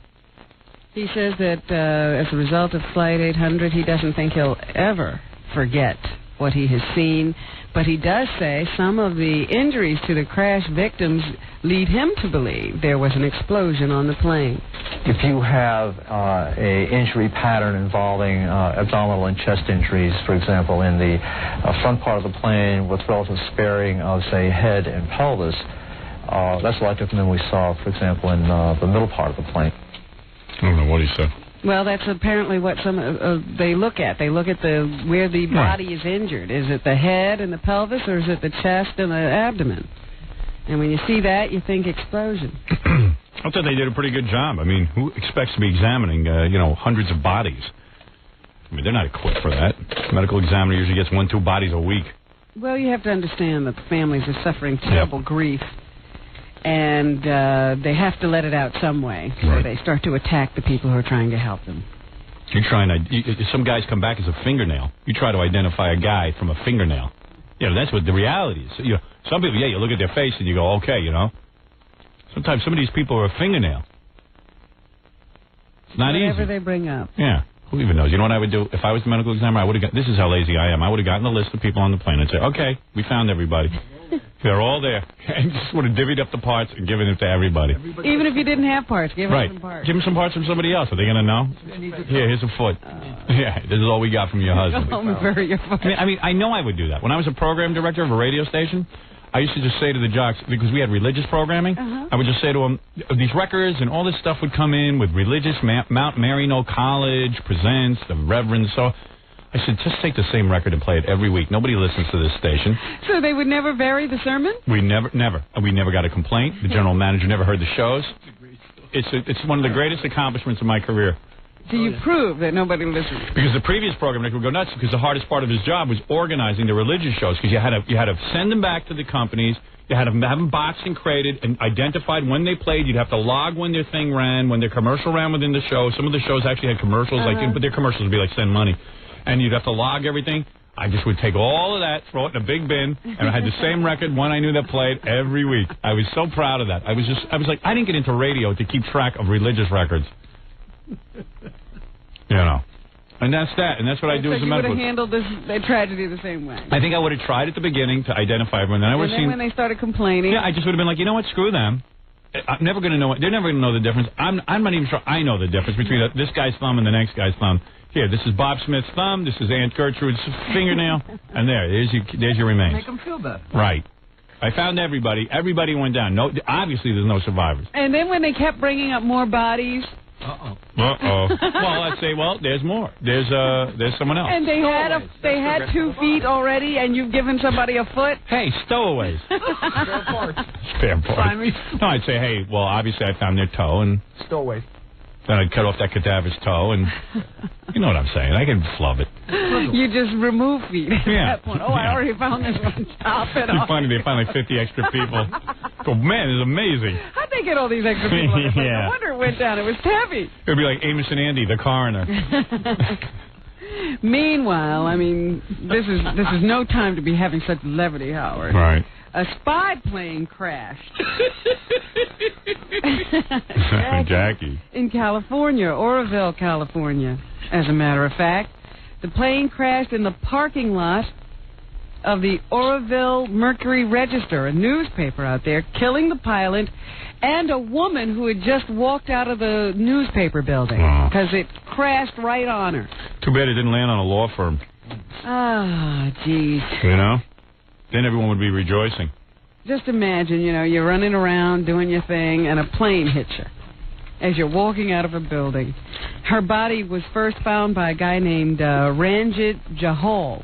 Why couldn't the plane fall on Scott Ginsburg from Evergreen Media? Because only the good die young, Howard. Yeah. Ranjit Johal was the first guy to run over and see this woman's body after it was hit by the plane. He's a businessman, and here's what he saw. Here's the question I got to ask you. Why would a spy plane be spying on a newspaper? Thank you. Now, what is this guy's name? Ranjit Johal. And he's an American? Well, you know, we come from everywhere. Unfortunately. She was face down, and there's no clothes on her. Clothes are gone. Now, just not only are you hit by a plane walking out of a building, it takes all your clothes off. Yeah, I guess you don't care at that point. Why do your clothes come? I guess they burn off.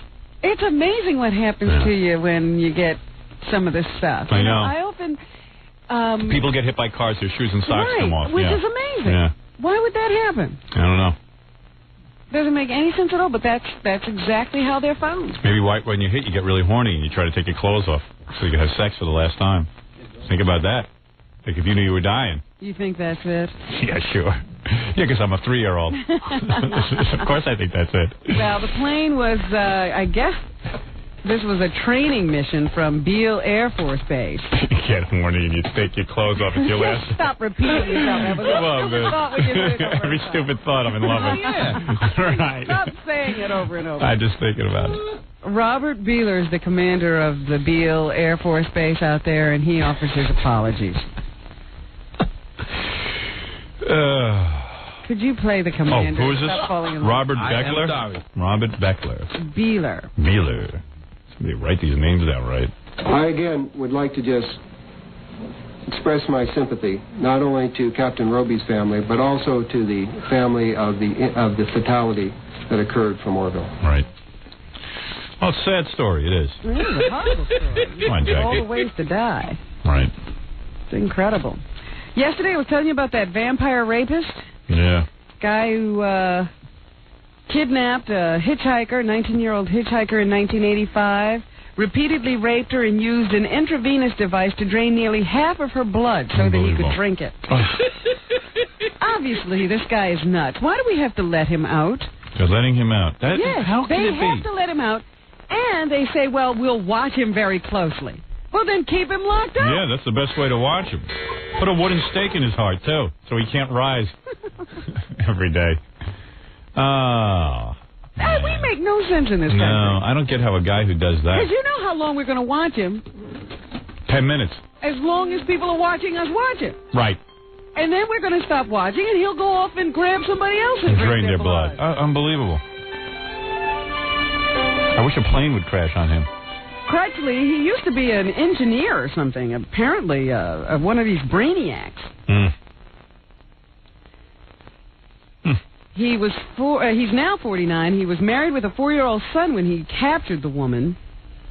A neighbor found her nude, bleeding, and handcuffed body after she'd escaped. He pleaded guilty to the sexual assault and served 10 years of a 25-year sentence. Why do we get 25 years? Oh, they get time off for good behavior. Oh. Well, there's no women to drink whose blood you can drink in prison. Put a few women in there, I bet you his behavior won't be so good. Of course he's going to be good. Right. Communities where he has ties don't want him. Duh. They first tried to ship him to Clarksburg, West Virginia, where his mother lives, but officials there said, oh, no, we don't want him back here. So they have to keep him down in Florida.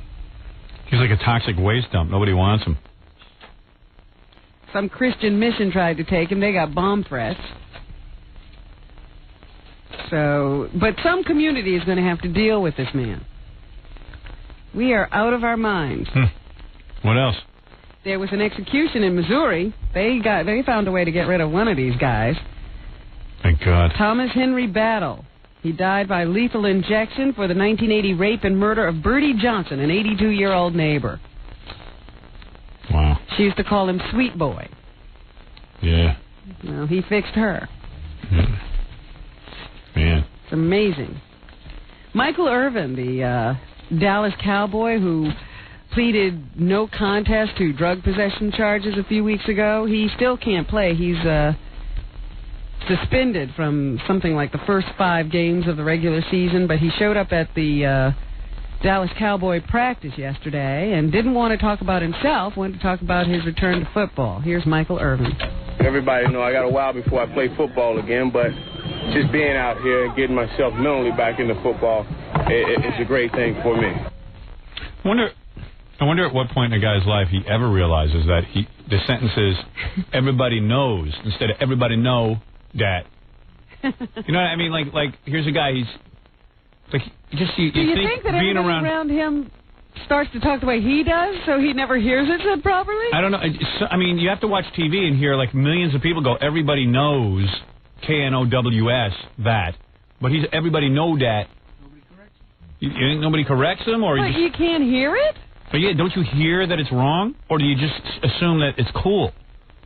Like, is it cool to talk that? I mean, I just wonder. Like, the guy's got to be fairly bright. I mean, he's.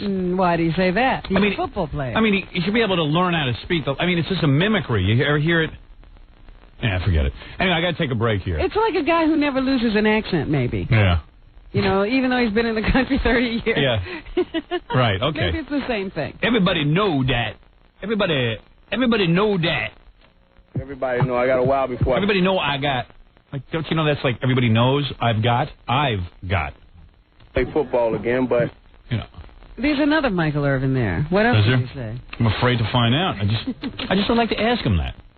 I'd like to interview him. Maybe we'll get him on the show. Yeah, maybe we could get him on. He doesn't want to talk about his drug deal, so maybe he wants to talk about his the English language. Command of the language. Oh, Michael, I've always said that's the only man I could ever be. You know what I mean? You ever see me being anything else, then it's time for me to walk away. When I'm on the football field, I'm going to be Michael. I'm going to be the Michael that enjoyed the game like I enjoyed. That enjoyed the game. I'm going to be the Michael that enjoyed the game. Like, do you feel dumb doing that, or like I'm going to be the Michael that enjoyed the game? And like, do the journalists sit there and snicker when he does that? No, I don't think those sports journalists snicker. I wonder if they start talking like that. Well, we know you enjoy the game, but... Well, that's what I'm wondering. If they start... in order to be understood, do they have to speak the same way? Daff. What is daff? Daff's not a word. Daff. Daff. Sounds like daff. Everybody know daff. What's that? I don't know what he's talking about. Everybody know daff. I got to take a break, and then we'll come back. We can wrap the news, Robin, right after these words. You're listening to The Howard Stern Show. The Eagle. We're back with The Howard Stern Show. I want to F you like an animal. I want to F you from the inside. You know, I feel kind of funny. Sometimes I walk around singing that song. Yes. I'm like, what am I singing? Where do you do that, for the kindergartners? Anything else in the news, Robin? Of course there is. Go ahead. There's always something in the news, not the least of which is the GOP convention, which gets underway next week. Ugly battle going on in the platform committee over what language should be used about abortion in the Republican platform for this 1996 election, and the anti-abortion people won. Here is GOP Platform Committee Chairman Henry Hyde making the introduction of the platform. With trust in God and in fidelity to generations past and generations to come, we respectfully submit this platform to the American people. What's the platform? We don't know. All we know is that it's going to be opposed to abortion. Opposed to abortion? Yeah. So the pro-life forces won. Well, didn't you hear him? Yeah. We under God. God. Well, this religious right has Pandering. Yeah, has cost Bob Dole the election because people feel very strongly about abortion and they're all for it. And Bob Dole's running mate better be Jesus Christ, because I can't see any other way out of it. That's the only guy who can get him elected? Possibly. And that's Maybe. not a lot. Because, you know, we don't even know Jesus Christ's political views. I suspect most people would think he was a communist. A liberal. Right, a liberal. He's like for helping people and junk, and none of us are for that. So go ahead, Robin. A real liberal. A real liberal. That Jesus Christ. You know, Pat Buchanan would be incensed if Jesus Christ was a running mate of Bob Dole. He'd be like, hey, wait a second, this guy's for welfare. He's for, like, helping people. He's for, like, get out of here with that. He's a hip. With him. He's got long hair and a beard. He's unelectable. He's a hippie. You know, what is this? Get him out. He's bad. He's against the death penalty. All right, come on. Get him out. America's oldest living person has died. Who's that? Jackie's fine. Stop. She was 120 years old. But she looked about 100. She was pretty hot. She never smoked and always kept a 22 in her bra. Yeah. So I guess that's her secret to long life. You'd keep a 22 in your bra, but there's no room in there. God bless you. I don't need a 22. Well, that's a good story for you to read today, because suddenly 44 is no big deal. Yeah, I'm a youngster. Right. You're a punk. So there, don't say anything. Good for you, Robin. Good for you. And finally this morning... Oh, two finalies. Go ahead. First of all, there was a band on stage when that explosion went off in Centennial Park down in Atlanta. It was Jack Mack and the Heart Attack on stage. Jeez. And one of the band members says that, the band still can't get over the fact that that happened while they were at this, what should have been a wonderful celebration. Mm-hmm. Here is John Parauolo. Parauolo? Okay. It's been really hard for myself and the band to deal with this. Every day, at some point during the day when I'm talking to somebody, it's just, I close my eyes, I see the flash, I see the bodies, and it's a very hard thing to deal with. Right. They said it took them a while to figure out it wasn't just a firecracker and that something really bad had gone on. They were hoping that they would be part of just a great celebration, and now it's going to go down in history as they were the band on stage when that explosion went off. Tell them not to flatter themselves. I don't think anybody is going to go down in history. Well, they were very upset because what they heard after the reports after the explosion said there was some reggae band on stage. And they don't play reggae? So they started making calls immediately. Oh, they wanted to. So how bad could he feel? It could have been blamed on a reggae band. Yeah. But no, he had to make sure they got it straight, so he started calling. He said, we actually got to talk to Tom Brokaw on NBC. Yeah. And Jackie's only praying that a bomb goes off at one of his appearances. He's going to start setting them. Oh, Tom Brokaw! If an explosion goes over to Jackie, arrest Jackie. I was telling a joke about the chicken and the monkey in the whorehouse. Oh, how'd that go? If there's an explosion at a Jackie show, Jackie should be the prime suspect. Yeah, right. Hey, Tom Brokaw. Yeah. Hey, it was me. It was Jackie on stage. I don't want to go down in history as a comedian with a bomb. Oh, I better call you. Were any of your CDs blammed? No. What was the name of that CD? Sergeant Acker.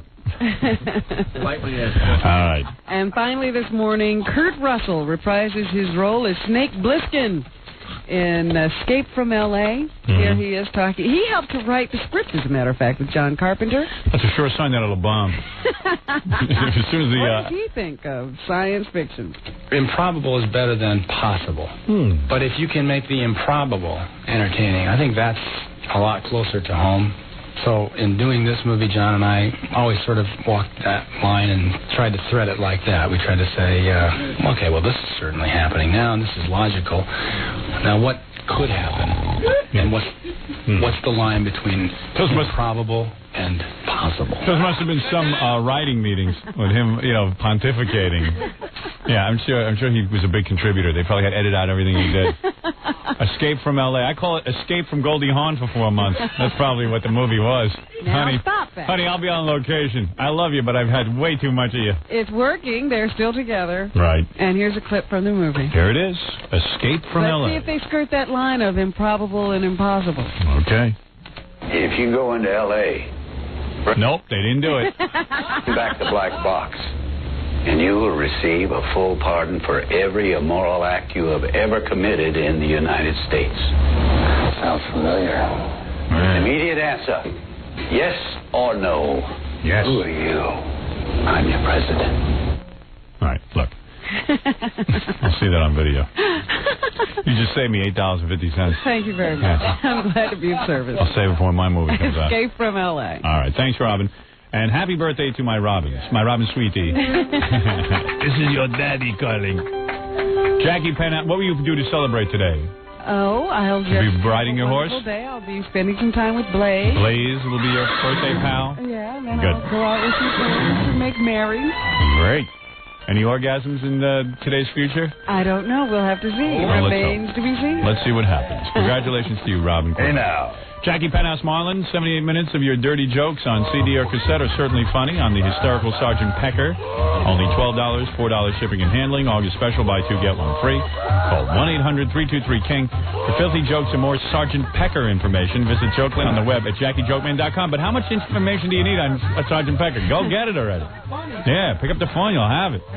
You got to call his website for more information. If you're planning a wedding or party and you need a DJ, is there more information about the making of Sergeant Pecker on there? Information about everything on there. CD-ROM. If you're planning a wedding Jackie knows what blew up Flight 800. It's on his website. Yeah. I have proof. If you're planning a wedding or party, Jackie's got proof there's life on Mars on that webpage. You need a DJ, call Scott the Engineer's Rocket Entertainment at 718-BEG-5040. Everything's on there. And we'll see you. Thank you. Is this the music from the station? Oh. This is good, man. The station's been playing real good music. I love this song.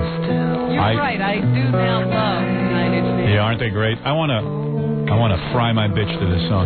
Fryer? Yeah, baby. In a hamburger cooker. I want to have a race across a grill. Yeah. I want to put my bitch on a grill and watch her raise cockroaches.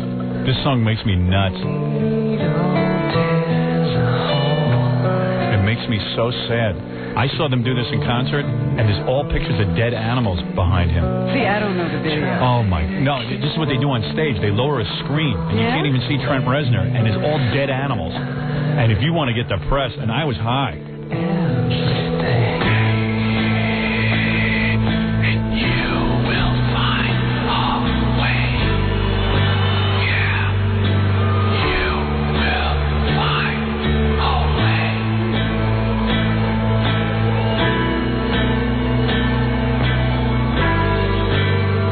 Just who I want to have sex with this song. I thought you couldn't have sex to this. It makes you think. Depends who you're with.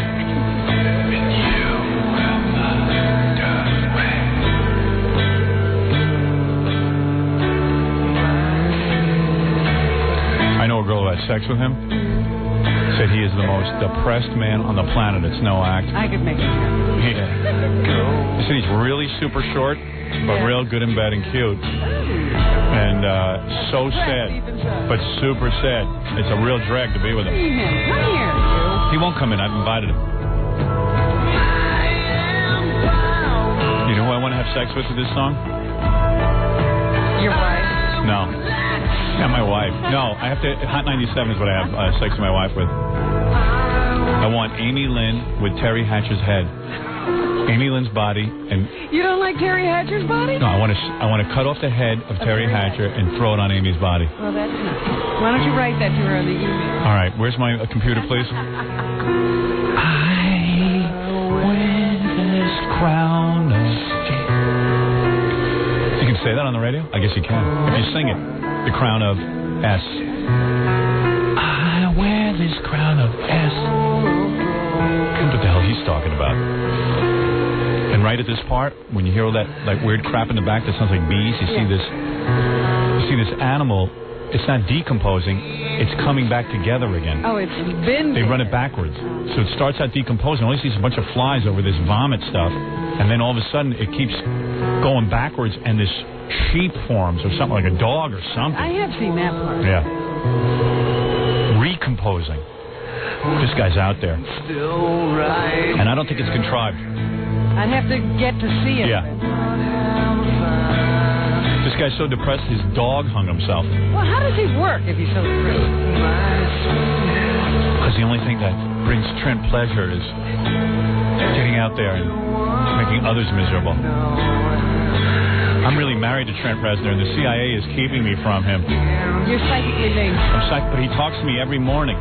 And I have sex with him, and he cloned me because I'm a Scientologist. Well, you've never seen him of any other kind. And that guy on stage that says he's Trent Reznor isn't really Trent Reznor. He's locked up somewhere. Body double. And those are body doubles. And you were cloned, weren't you? Right. And he's draining my energy. Oh, Trent. Come on, Trent. I'll bend over the chair.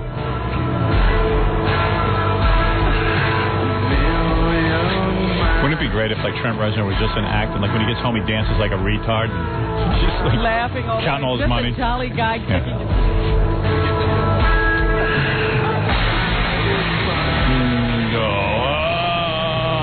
Every stripper I meet tells me they had sex with Trent Reznor. Oh, he's a stripper? Yeah. Or they're just entertaining. Well, I don't know. I was in Cleveland. This girl goes, I'm Trent Reznor's girlfriend when he's in Cleveland. I go, really? I said, well, That's a distinction. I know your New York counterpart. How big is Cleveland? Then I met another girl the other day who had sex with Trent Reznor. Yeah. Well, now we talked through the whole song. Let's hear it again. That's not the full CD version, though. No, it's not. Why don't we play the whole CD version? I don't know. That's a good question. Yeah. What's going on with that? Was that edited? Yeah. They do edits from time to time. Because they didn't do the whole musical middle part. The whole middle part. Right. All the weird sounds and crap. Chopped it out. No wonder he's depressed. Yeah, they're messing with his music. I'd be depressed. Got radio station people. I guess they did research and figured out people can't handle the whole song. I don't know why he recorded it. It's beautiful. Yeah, I know you goofed on me for being into them. No, I didn't goof on you. I simply said I didn't like them. Yeah. And you said you will. So you were right. Right. I admitted it. I could have kept my mouth shut. Yeah, that's true.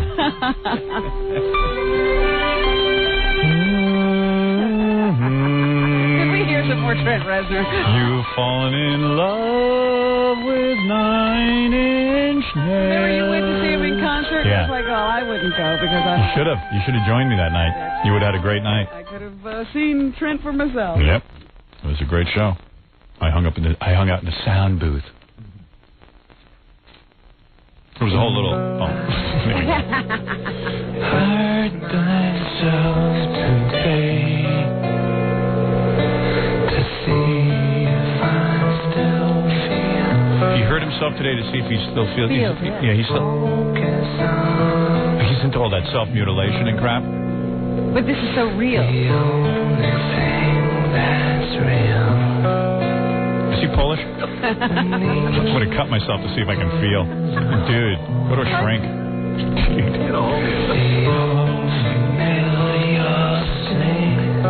don't even know the words. I could sing a song like this.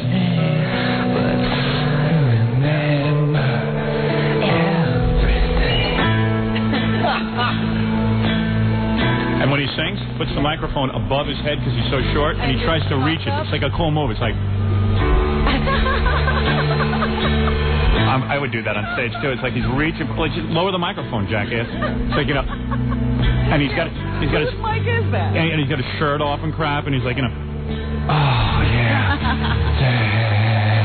It's like one of those things. It's like... And he can't keep his shirt on. He's like, you will find a way. Oh, he's like a kid? Yeah. And he's like, put your shirt down, you scrotum.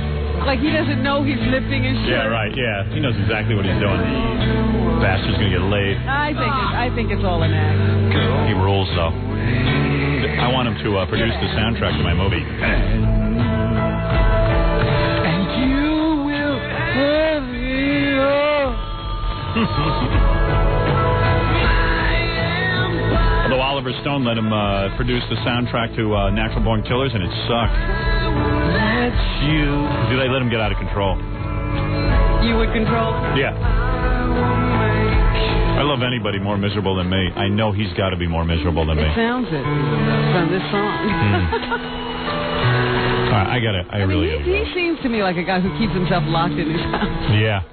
I don't know why I do it. I wonder why he does it. I don't know what I'm doing. Oh, I see. They bleep it a little bit. He goes, I wear that crown of... I thought it was a crown of shame. No. It's a crown of... Well, that's terrible. I wonder if he has a fish tank in his basement like me. This we can relax. I wonder if he's taking a smoking... What is making everyone so miserable? Fred.